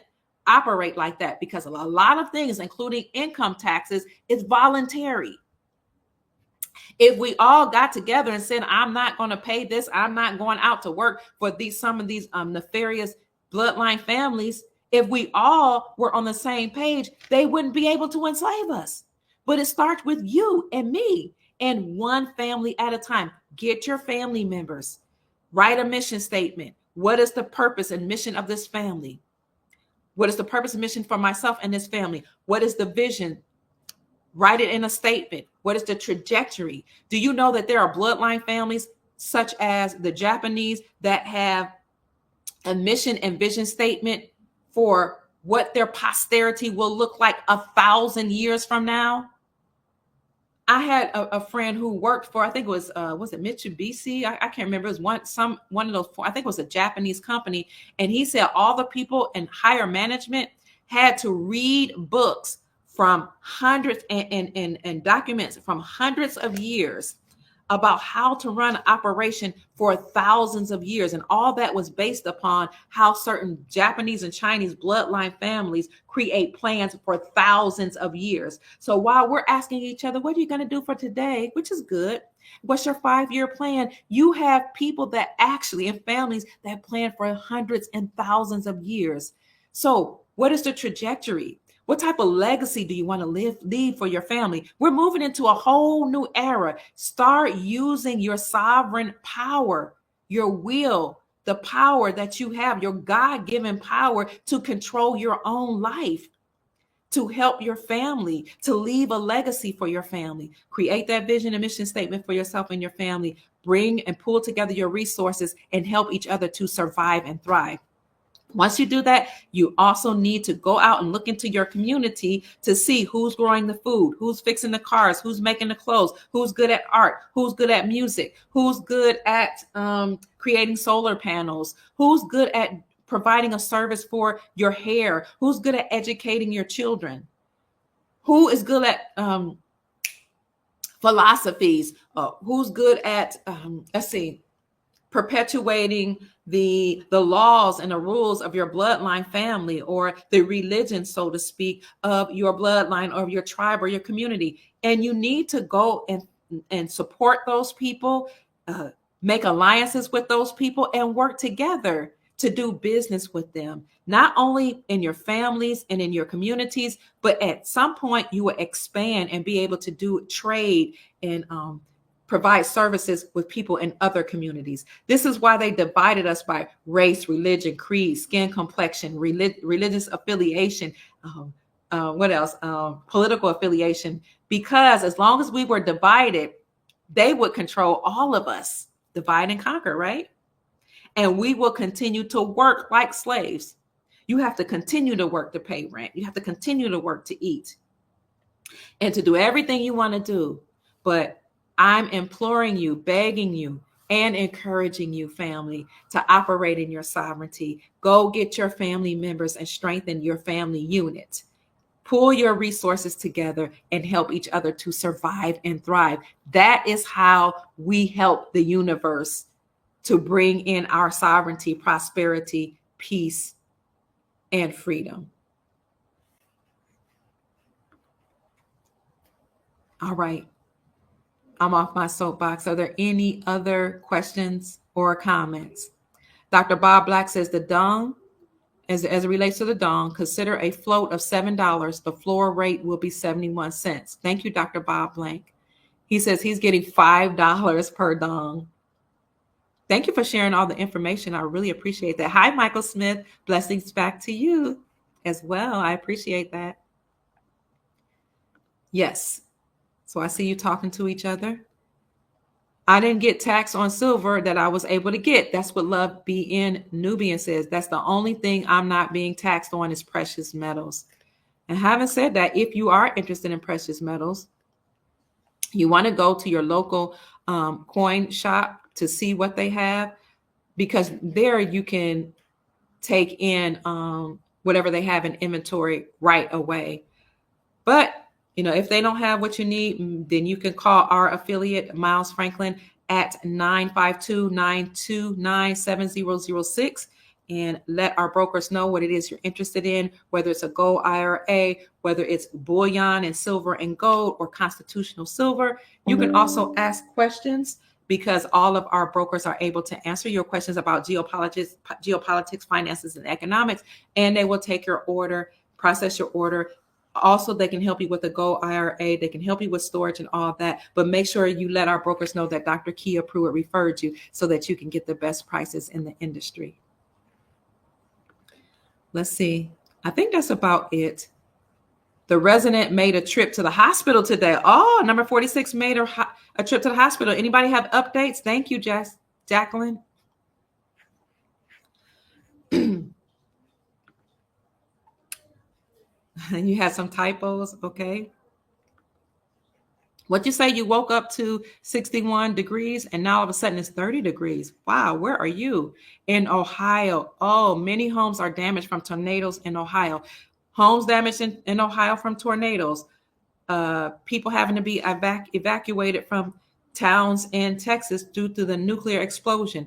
What else are they doing to try to bring about a black or usher in this Black Swan event? So these Black Swan events will probably or could lead to some type of shutdown.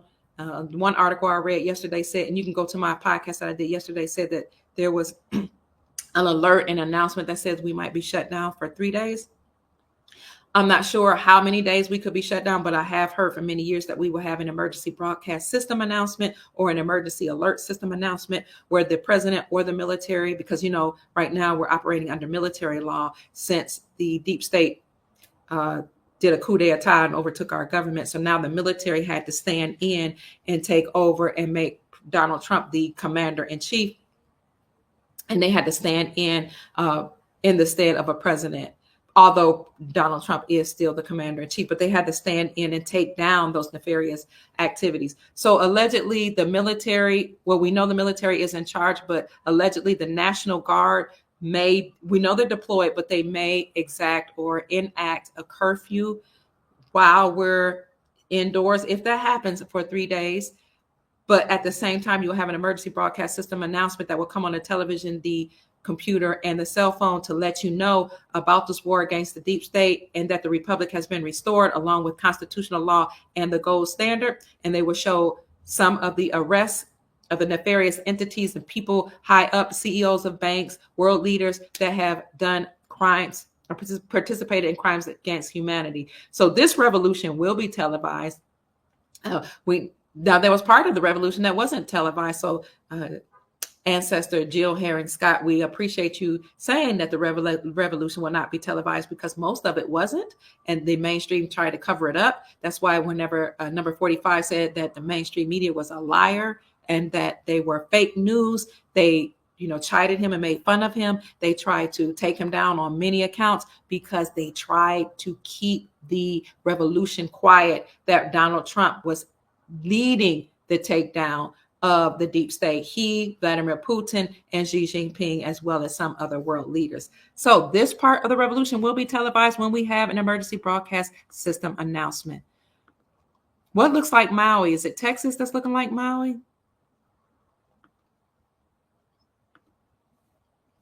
So I'm just trying to get the remaining of your questions. My battery is also going low.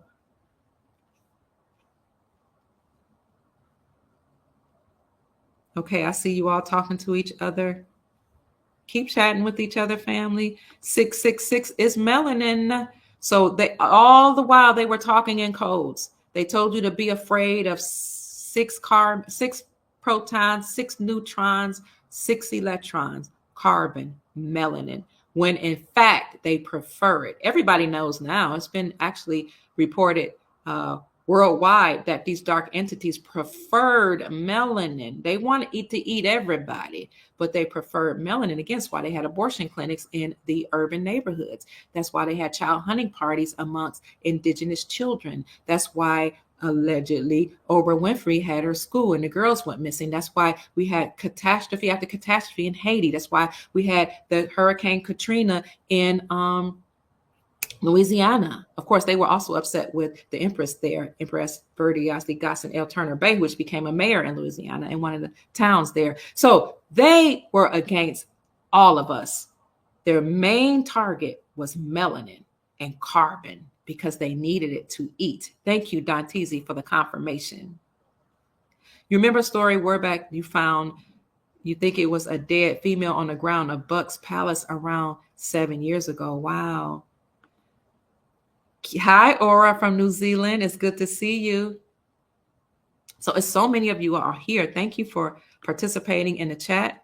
666 is not the number of the devil, but the number of a man. The Bible says the number of man. So they have all these sixes and dropping in their comms and in their publications and letting us know, what's going on behind the scenes. Really. Thank you so much, Eagle Eye, for letting us know that 6 is the number of a man. This is our time.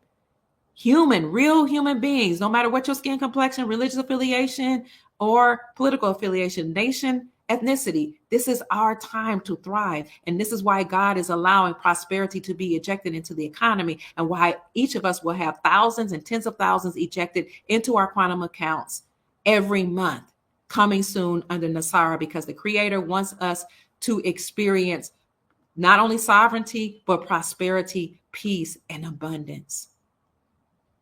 Look at the Monster Energy drink. The symbol is the Hebrew. The symbol in Hebrew is 6. I didn't know that, Dr. Black. Thank you. So many comments. I'm not able to keep up with them. Family, thank you so much. I will do my best. I don't know what I did with my cord, but let's see. The IQD is in the WTO as of today. The World Trade Organization. Awesome.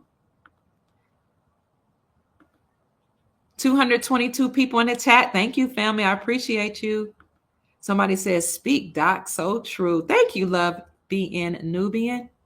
They want our organs. Yes, that's why they try to get you to donate your organs on your driver's license. They want everybody's organs.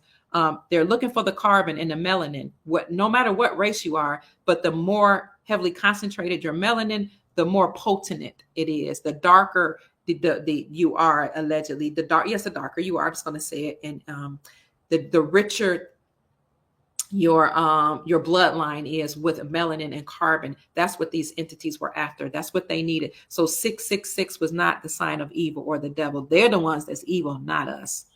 Greetings to everyone. Kathy says we are also having really weird weather in Ontario, Canada. Wow. Thank you for letting us know that. And thank you for this. What's this? Badboys.us maps state total. Oh, you're showing us something. Let me see if I can go to my Facebook and get that. I'll try to bring that up. Thank you, Rich. You're always giving me good information. Hold on. So you see, he dropped the link in the chat, family. I'm going to pull it up so you'll see it. It's buffering for me right now, Rich.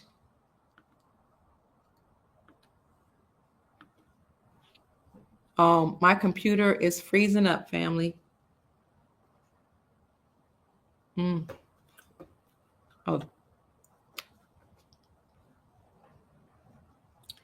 Wow, my computer is freezing. Hold on.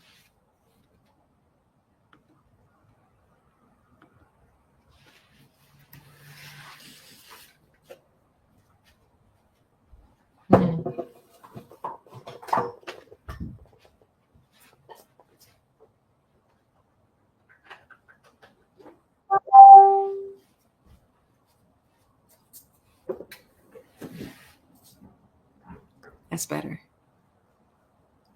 Let's see. Thank you all. So many of you here. I see 241 people. I appreciate that. Oh, it's a federal criminal database, but it's not coming up for me yet. Rich.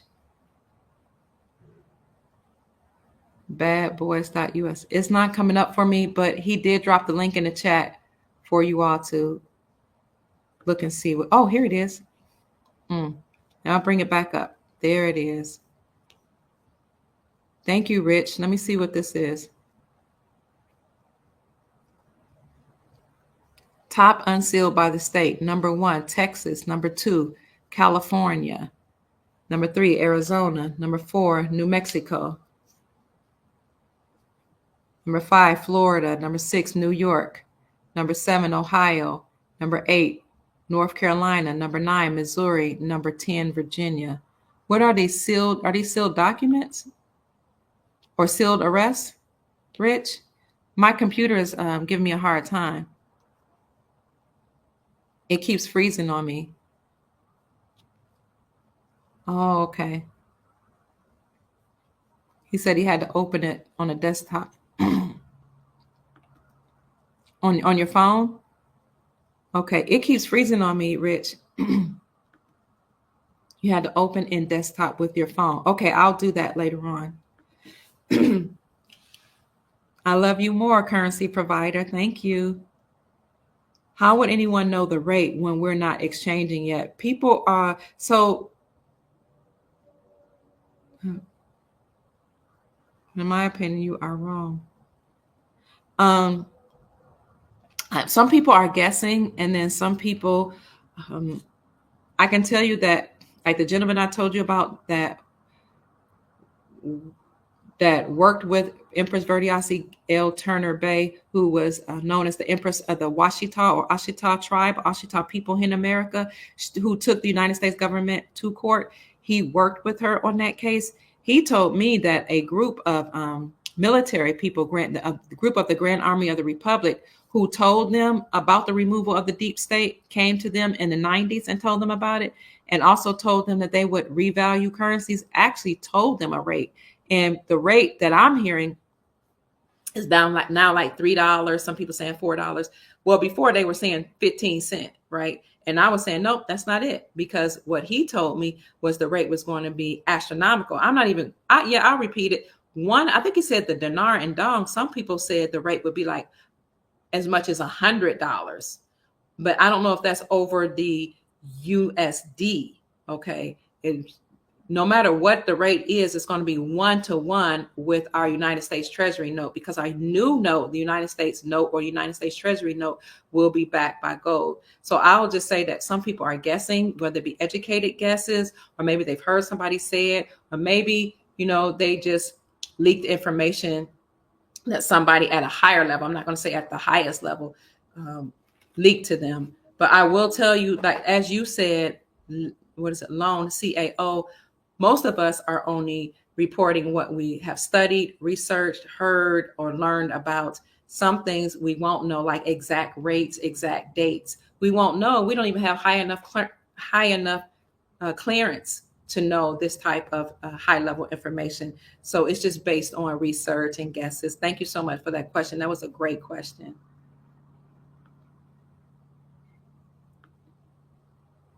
Friends, do your research for an irrevocable trust and revocable trust. Thank you, Holly.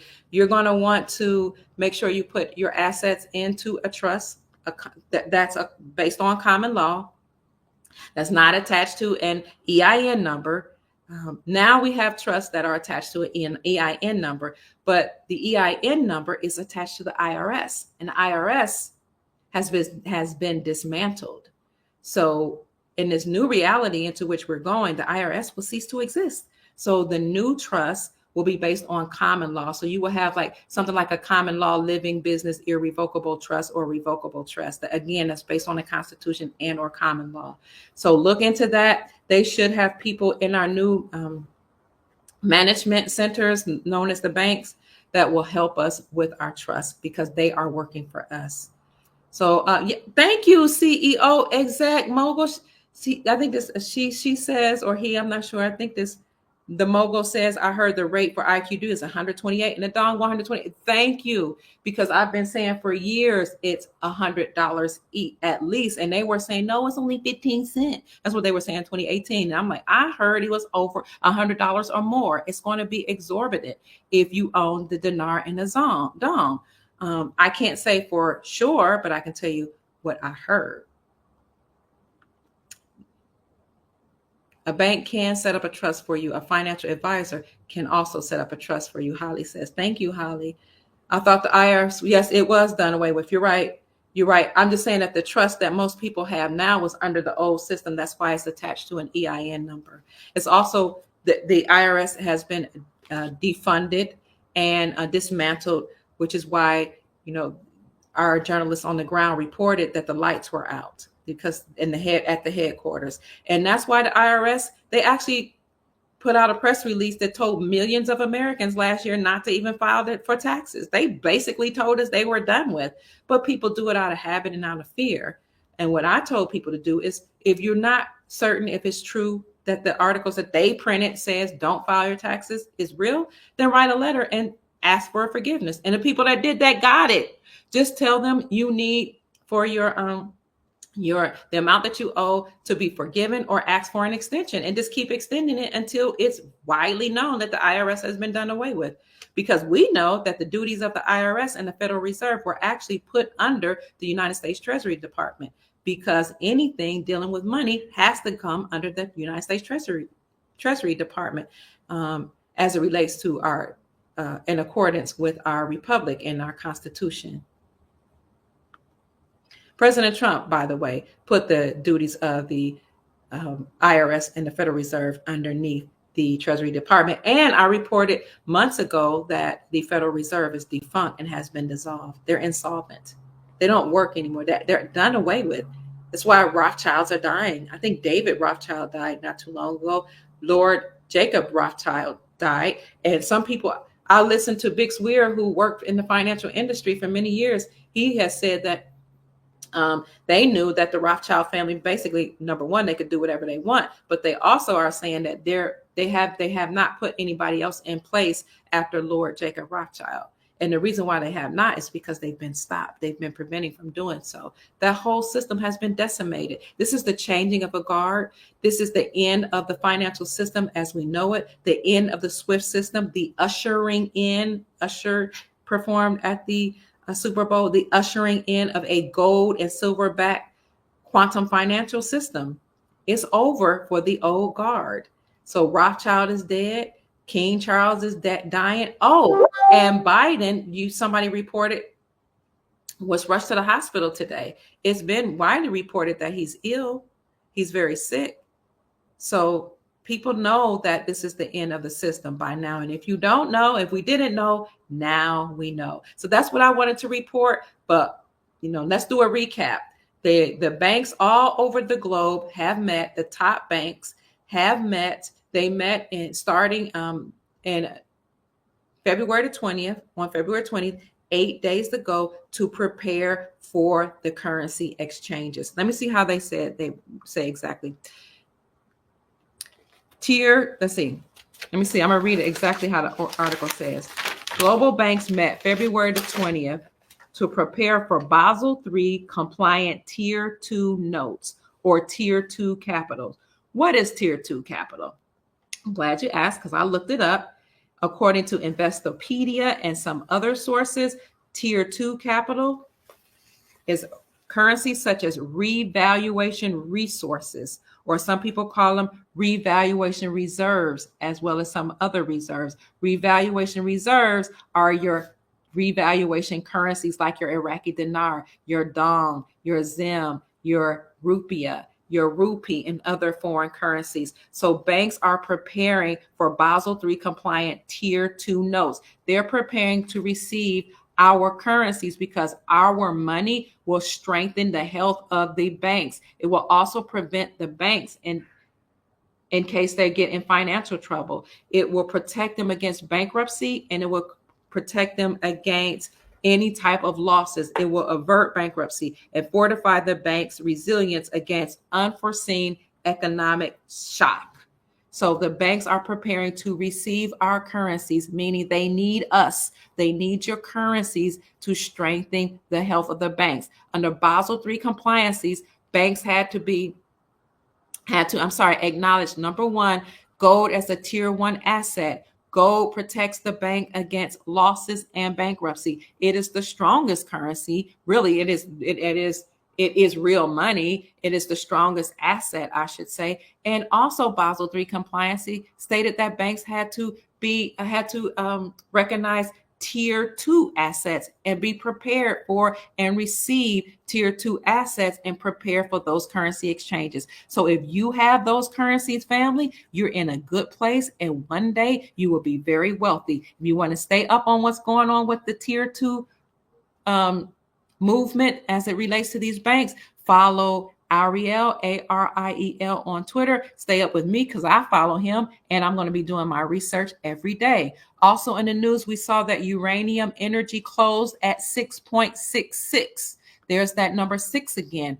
Where else have we seen the number 6? We saw that Lord Jacob Rothschild died 2 days ago on Monday at the age of 87. 8 plus 7 equals 15. Break it down. 1 plus 5 equals 6. What is 6? 6 is the number of man, the number of humanity. It looks like a pregnant woman. It represents family, community, wholeness. What else did we see about as it relates to 6?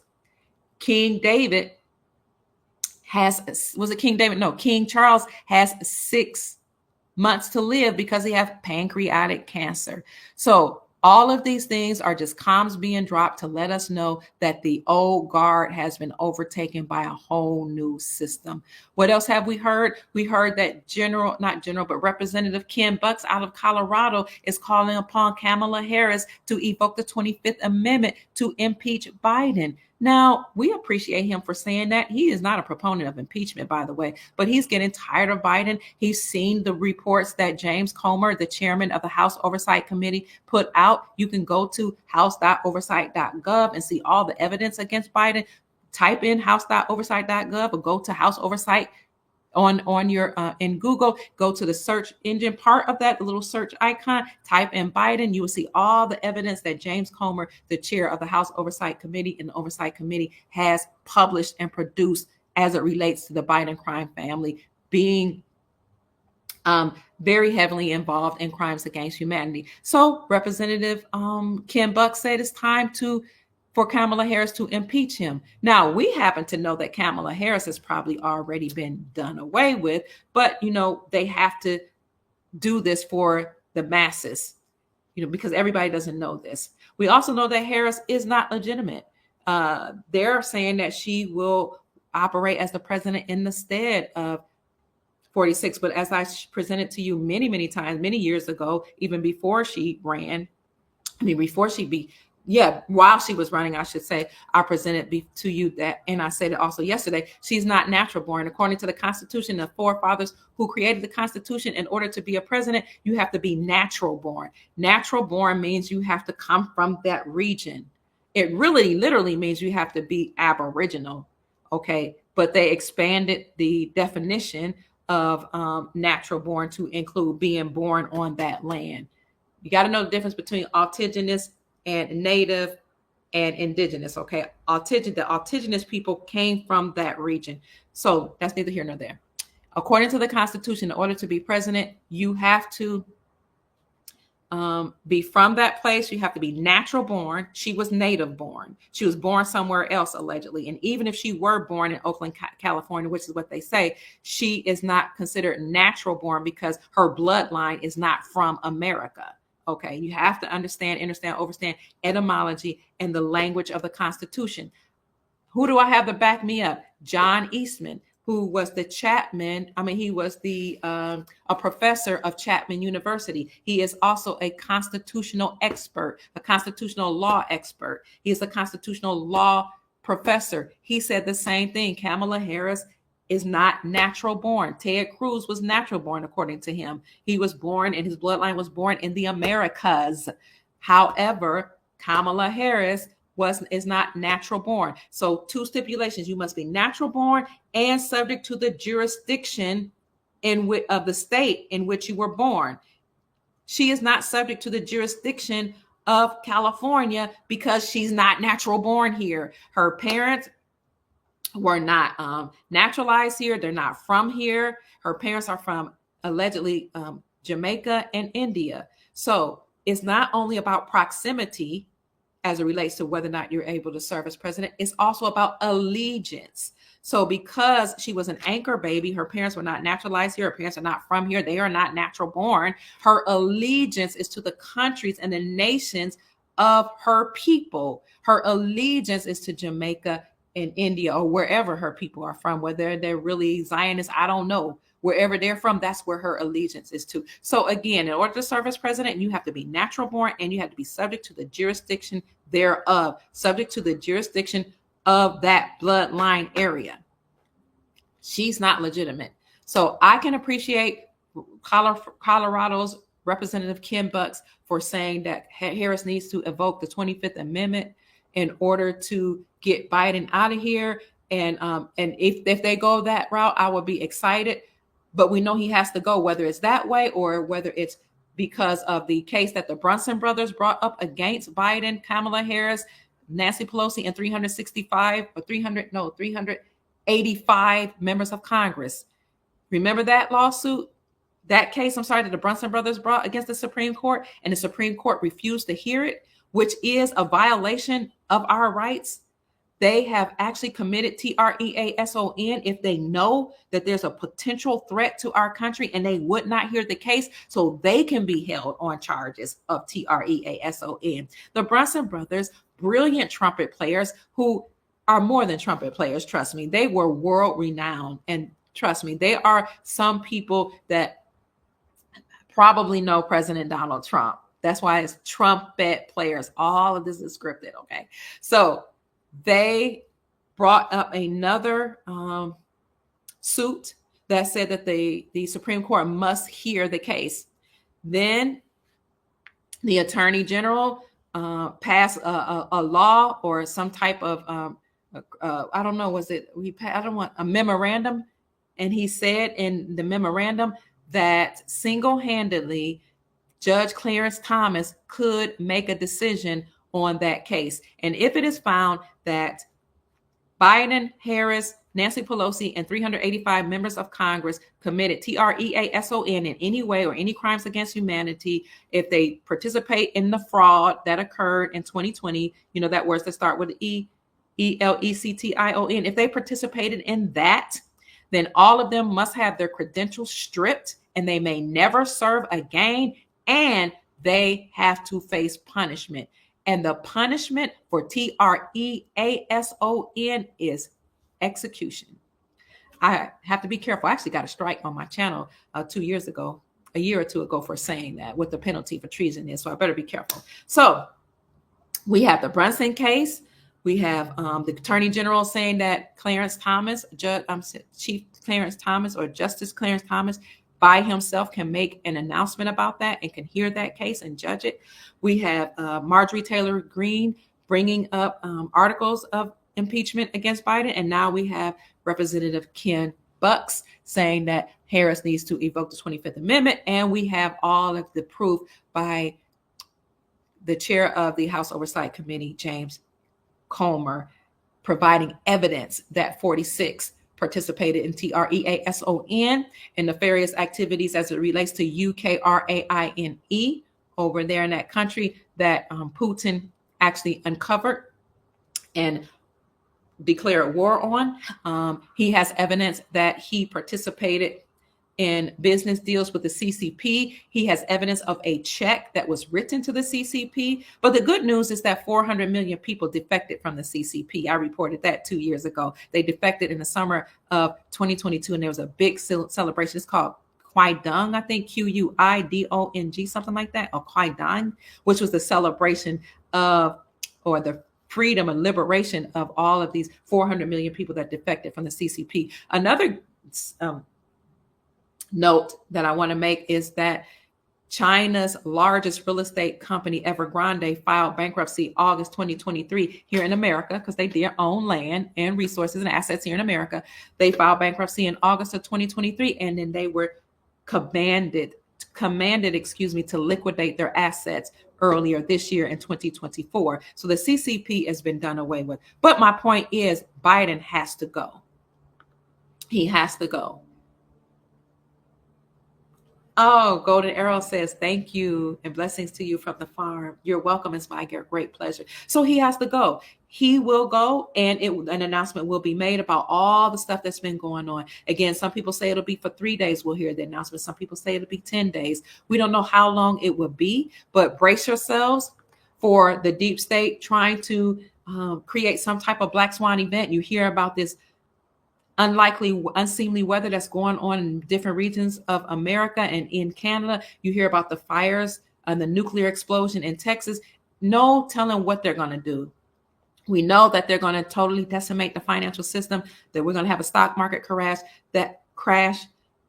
which will lead to a correction later on. You're going to have a housing market correction or a crash first, because everything tied to the dollar has to collapse. But also, when Evergrande filed bankruptcy in America and their assets had to be liquidated, you know that's going to lead to a massive housing market collapse which will mean that many of the houses will be dumped on the market. So if you have any cash, hold on to what you have, because you'll be able to trade it 1-to-1 for our new notes that are backed by gold, or put it into gold and silver by calling Miles Franklin at 952-929-7006 and let our brokers know that Dr. Kia Pruitt referred you. But my point is, hold on to some cash if you have it, and put it into precious metals so it can operate as your savings. Because if it's in precious metals, you're not going to spend it.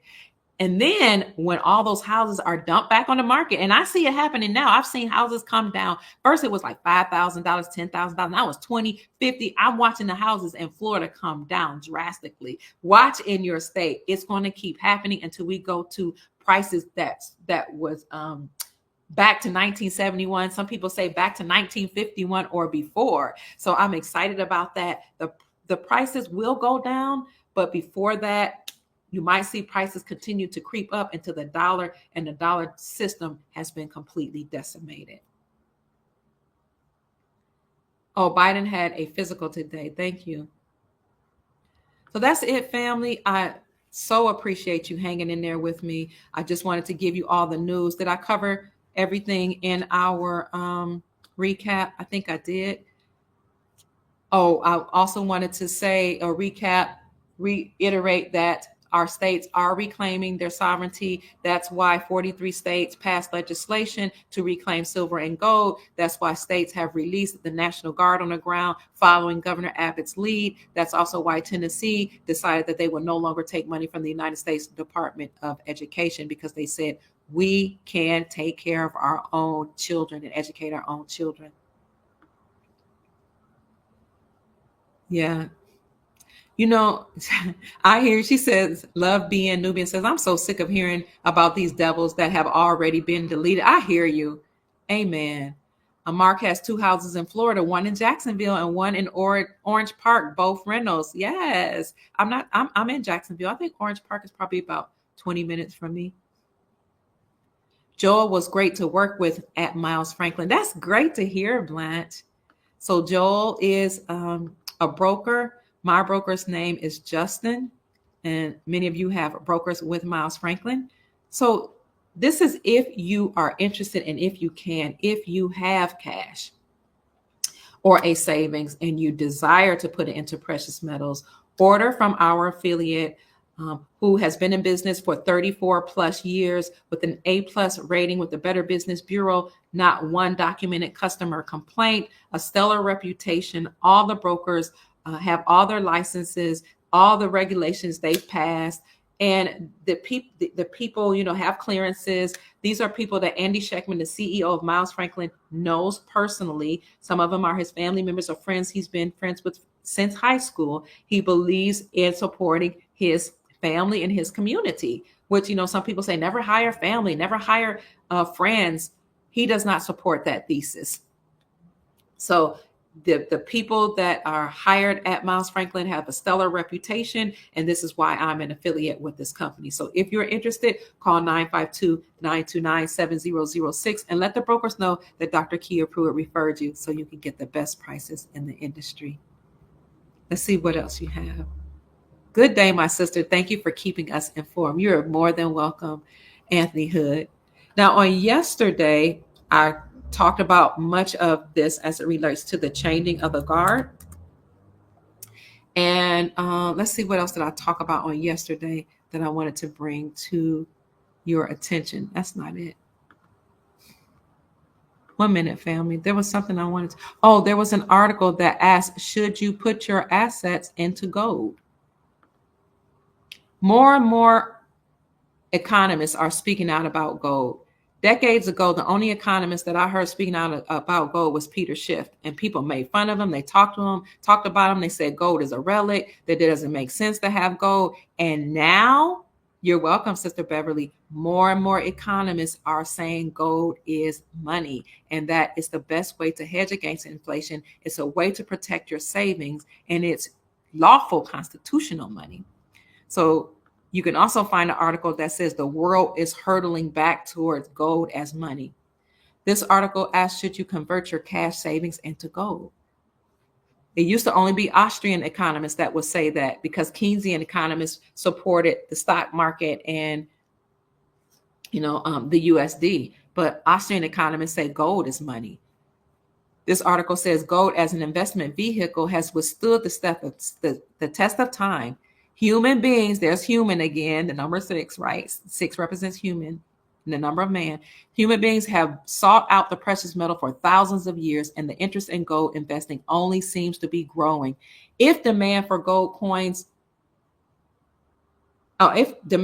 continues to tick upward, the price of gold is also likely to increase. Right now, though, inflationary conditions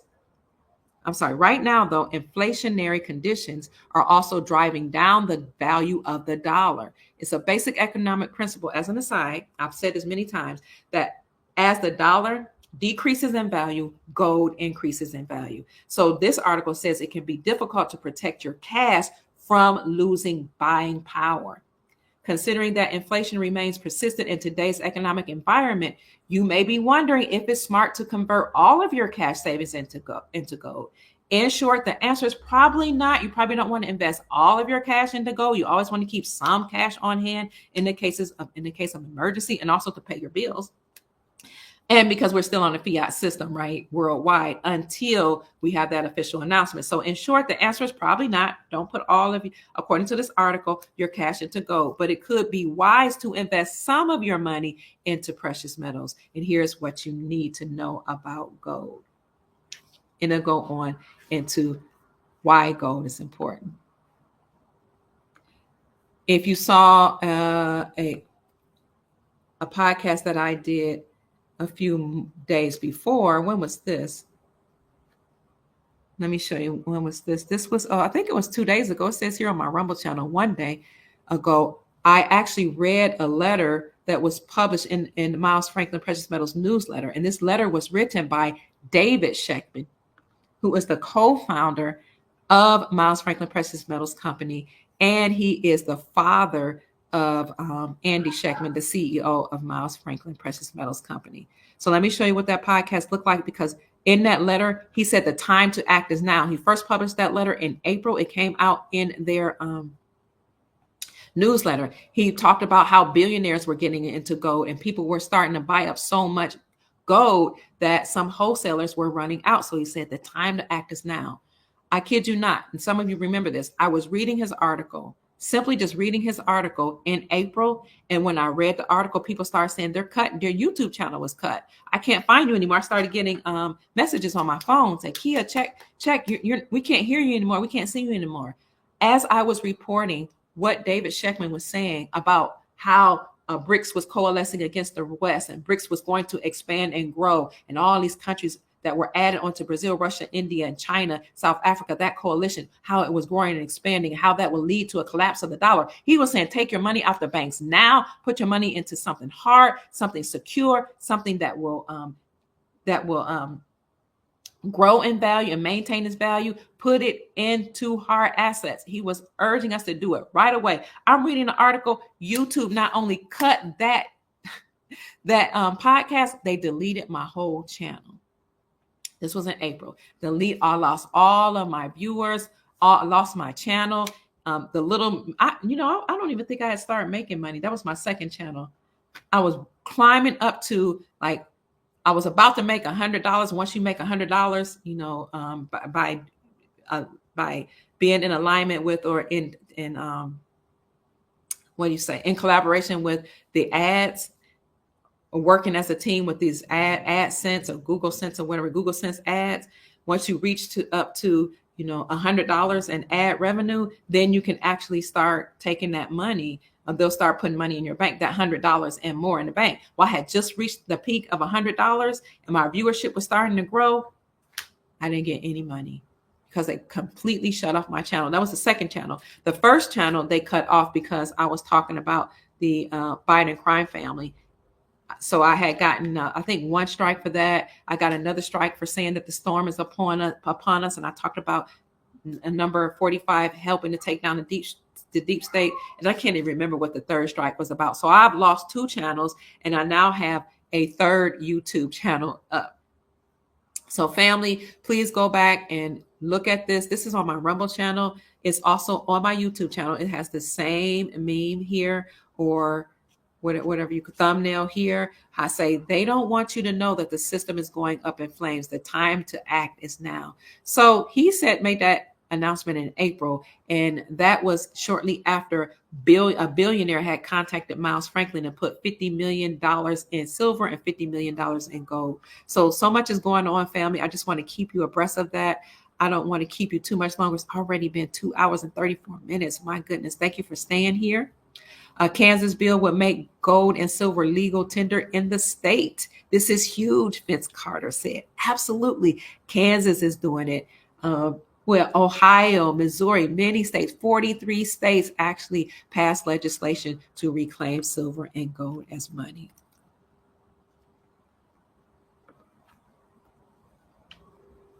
I'm trying to look for the article that says 43 states. So that's about it, family. I don't want to keep you much longer. I'll put all of these articles in the description section for you. That's about the end of the summary. I don't think I have anything else to report.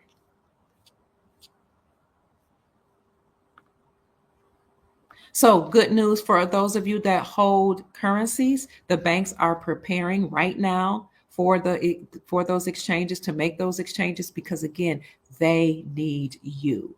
So yes, we need them for the exchange, but they need you to protect the bank against losses and to protect. You got cut in mid-sentence. Where's that? Did I? Oh man, I don't know what I was saying, Blanche. But they need you, family, if you're holding currencies because your tier 2 reserves or assets will protect the bank against losses and against bankruptcies. Altreyu says BRICS actually freed us from continuing to be debt slaves. America has gone on the gold standard. Yes, we have. They're cruddy. Doc, they are doing that to a lot of YouTubers. Wow, cutting us in mid-sentence. Something's happening big. April 8th. All right, family. That's it. I'm getting tired. I know you all have given me so much of your time and energy, and I really appreciate it. We've been on for 2 hours and 36 minutes. We have 245 people in the chat. Please like the channel, whether you're on Rumble or YouTube. I'm sure there's some people on Twitter and Facebook. And too bad some people were on LinkedIn, but they took you off. I apologize for that. Just like they took you off of one of my Facebook channels. I don't know why they keep removing people. They're giving us a hard time reporting, but it's a lot better than it used to be. I'm not censored as much at all as I used to be censored. I'm allowed to speak on a lot of this information, or I'm more free to speak. And I'm wondering if this is because President Trump signed the Digital Bill of Rights Act. Remember, we reported on that when it happened, December 15th, 2022. He did it on the anniversary of the Bill of Rights, which the Bill of Rights were signed into law December 15th. Was it 1791? No, I can't remember what year. I think it was 1791. So, but President Trump signed the Digital Bill of Rights Act December 15th, 2022, and he made that announcement on his Truth Social that he would do that, and he did. And basically, and I've done a report on that, said that social media was no longer allowed to censor us. And if they did try to censor us, they had to have proof that we were doing something nefarious. And they had to let us know before they censored us. You're welcome, Brother David. It's my pleasure. You're welcome, Love BN, Nubian. You're welcome, Soul Family members. So now we are not as censored as much as we used to be. We get cut here and there. We have some Wi-Fi problems. I've had Wi-Fi problems. But I'm very, very grateful that I'm able to present more information now than I used to in the past. Because again, I've been censored on LinkedIn. I've been censored on YouTube. I had a couple of my channels taken. I've even been censored on Rumble. And they're supposed to be a Patriot channel. What else? I had my Instagram channel removed. I had to apply many times to get it back. I never was able to recover it. I had to create a new one. They gave me a hard time even creating a new Instagram account. We've been censored so much, but that's only because we're reporting the truth and they don't want the truth out. But nothing can stop what's coming and nobody can stop us. We are working on the side of God and on the side of truth. Fanta Mesa says, I went into my Wells Fargo bank and they asked if they would be exchanging for foreign. Oh, you went in and you asked if they would be exchanging foreign currency. I said, I know about the new financial system. They said, I can neither confirm or deny that. Thank you. No, when you were reading the letter. Oh, when I was reading the letter on the other channel, they cut me mid-sentence. Thank you. Wow. They don't want people to know about gold and silver. I don't know why. I mean, the whole world is now rushing towards using silver and gold as money. Let's go to King's World. Let me bring that for you. This was published February the 16th, 2023. This article, and I reported it as soon as it came out. Of course, we've been talking about gold before then, but the world is hurtling back toward gold as money. And it talks about how the BRICS coalition is actually growing and inspiring people to use gold to undermine the Western currency system. Therefore, a return to a credible gold standard has significant advantages for Russia and her allies in the Shanghai Cooperation Organization, the Eurasian Economic Union, BRICS Plus, and all their commodity suppliers beyond Asia. At the same time, it would destroy the West's fiat currencies and their financial system. They just don't want us to know that their time has come to an end. So family, celebrate, be excited, usher it in faster by giving thanks to the Creator, by giving thanks to your ancestors, by giving thanks to yourself for being able to make it through this time. Just give thanks and operate in gratitude. That releases high vibrational frequencies into the multiverse, and it just expands and makes everybody joyous and prepares our heart to receive this global prosperity and peace. You're welcome. So somebody told me to go and have a good day. I appreciate that. Thanks, Dr. Pruitt. Have a wonderful rest of the day. Peace and love. Peace and love to you, family. We are not to be moved or stopped. You're welcome, Sister Mariana. You found it. Okay. All right, family. We've given you a lot of information and we've chatted a lot together. Thank you so much for joining us today. Are there any final questions? I'll probably have one more minute. Let me look, see if anybody's talking on Rumble. Sometimes I can't see I can see the Rumble comments now. Somebody says, oh, number 44 wasn't a citizen either, and he became the commander-in-chief. Has anybody heard of exchanging with the general public? I keep hearing about tier 1, tier 2, tier 3, the internet group. Listen, I know somebody I've interviewed on my channel, and he's considered a whale. He made multi-millions of dollars. He's spoken on my channel. He wrote a book, and he told me, he said, people have been saying for the past year, oh, tier 1, the whales have gone. No, we have not, he said. We have not gone. This was several months ago. Then I know somebody who is a part of the global settlements and humanitarian efforts. That what they say is tier 2, and they're telling me that there's no. Gurus say that there's tier 1, tier 2, tier 3, tier 4, but I'm hearing that's not the truth. That everybody's going to go at the same time. I don't know. I really don't know. I can't really speak on that. I've heard people that I respect say that you will go in tiers or in groups, tier 1 being your whales of people that have tranches of money and suitcases full of money, like your wealthy people, they'll go first. People that's part of humanitarian efforts and the global settlements, they'll go next. Those people who won their settlements against the United States Incorporated, and their tier 3, I think they say internet people, and their tier 4 is supposed to be the public. That's what people are saying. I don't know if that's the case. So I shouldn't speak on it.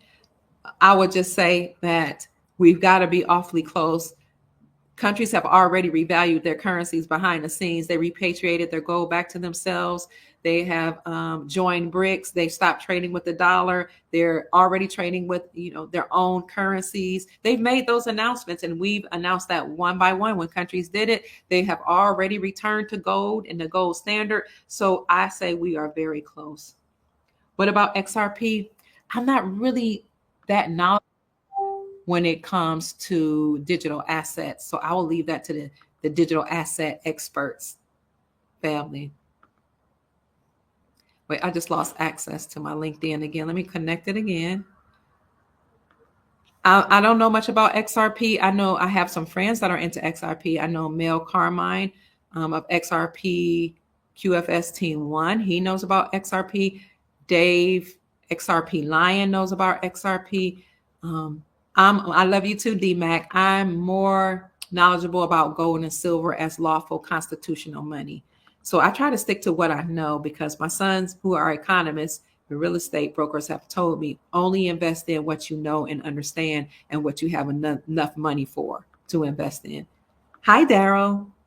I love you back. Oh, you love what I love to me? Thank you. Tier 3. I'm tier 3 and I haven't been paid. I'm not signed an NDA yet. And in case you missed it, I don't believe you'll have to sign an NDA. The purpose of a non-disclosure agreement is to keep information private that's not made known to the public. The public knows about the revaluation of currencies and the global currency reset. So I don't believe you'll have to sign a non-disclosure agreement. Secondly, we're all sovereign under the republic that's been restored. So you shouldn't have to keep quiet about your money, what you're going to do with it, and how you're going to spend it. If anybody should have to sign a non-disclosure agreement, I would say the banker has to, because they work for you. The bankers need you.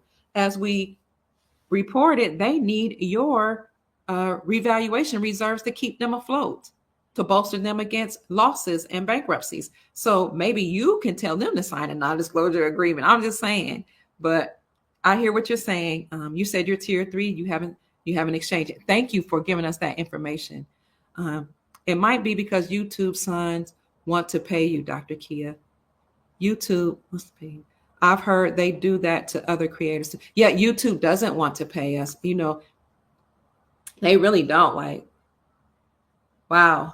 It's kind of challenging living off of a YouTube. I don't make enough. Like, I think, was it last month? No, 2 months ago, I think I got $150. Last month I got like $200 from YouTube. And I'm telling you, that's for the whole month. And then they pay you like later on, like the next month. And when you read all the articles, you listen to the videos, you interview a lot of people, you document things, you triangulate, meaning you get at least 3 sources to back you up. Then you report it. You do all this work, and you produce video after video, 1 time a day, sometimes 2 or 3 times a day. Just depends on the energy level that you have, the information that you get. And you may not be paid anything, or you might get $100 or $200. Most people that are doing the work that we do here, to tell the truth, cannot live on what we make on YouTube. It's not even considered a salary, like $100. I mean, I went to the grocery store the other day and I spent $70 on a bag of groceries. No, 2 bags of groceries. So just for the meal, for that particular meal. So, they don't want to pay based on the ads anymore. They used to pay good money. They don't want to do that anymore, right? They don't want to pay you. So that's it, family. I need to tend to my family. I love you so very much. So stay encouraged, family. We have had very good news today, breaking news, very good information that you've also contributed to the channel. So that's it, family. Remember, if you're interested in gold and silver, give our friends at Miles Franklin a call at 952-929-7006. I am an affiliate with Miles Franklin Precious Metals Company. So let them know that Dr. Kia Pruitt referred you. So go out and enjoy the rest of your day. My name is Dr. Kia Pruitt. I hope I said something to raise your vibrations. If I've risen your vibrations, if I've inspired you or encouraged you in any way with any of this intel, drop it in the comments section. Let us know how being a part of our chat and about a part of this soul community has inspired you and encouraged you. So I hope that I've said something to raise your vibrations and inspire you to create the most amazing, magnificent life that you desire and deserve. Go out and make this a great day, family. Peace. I love you. Bye-bye.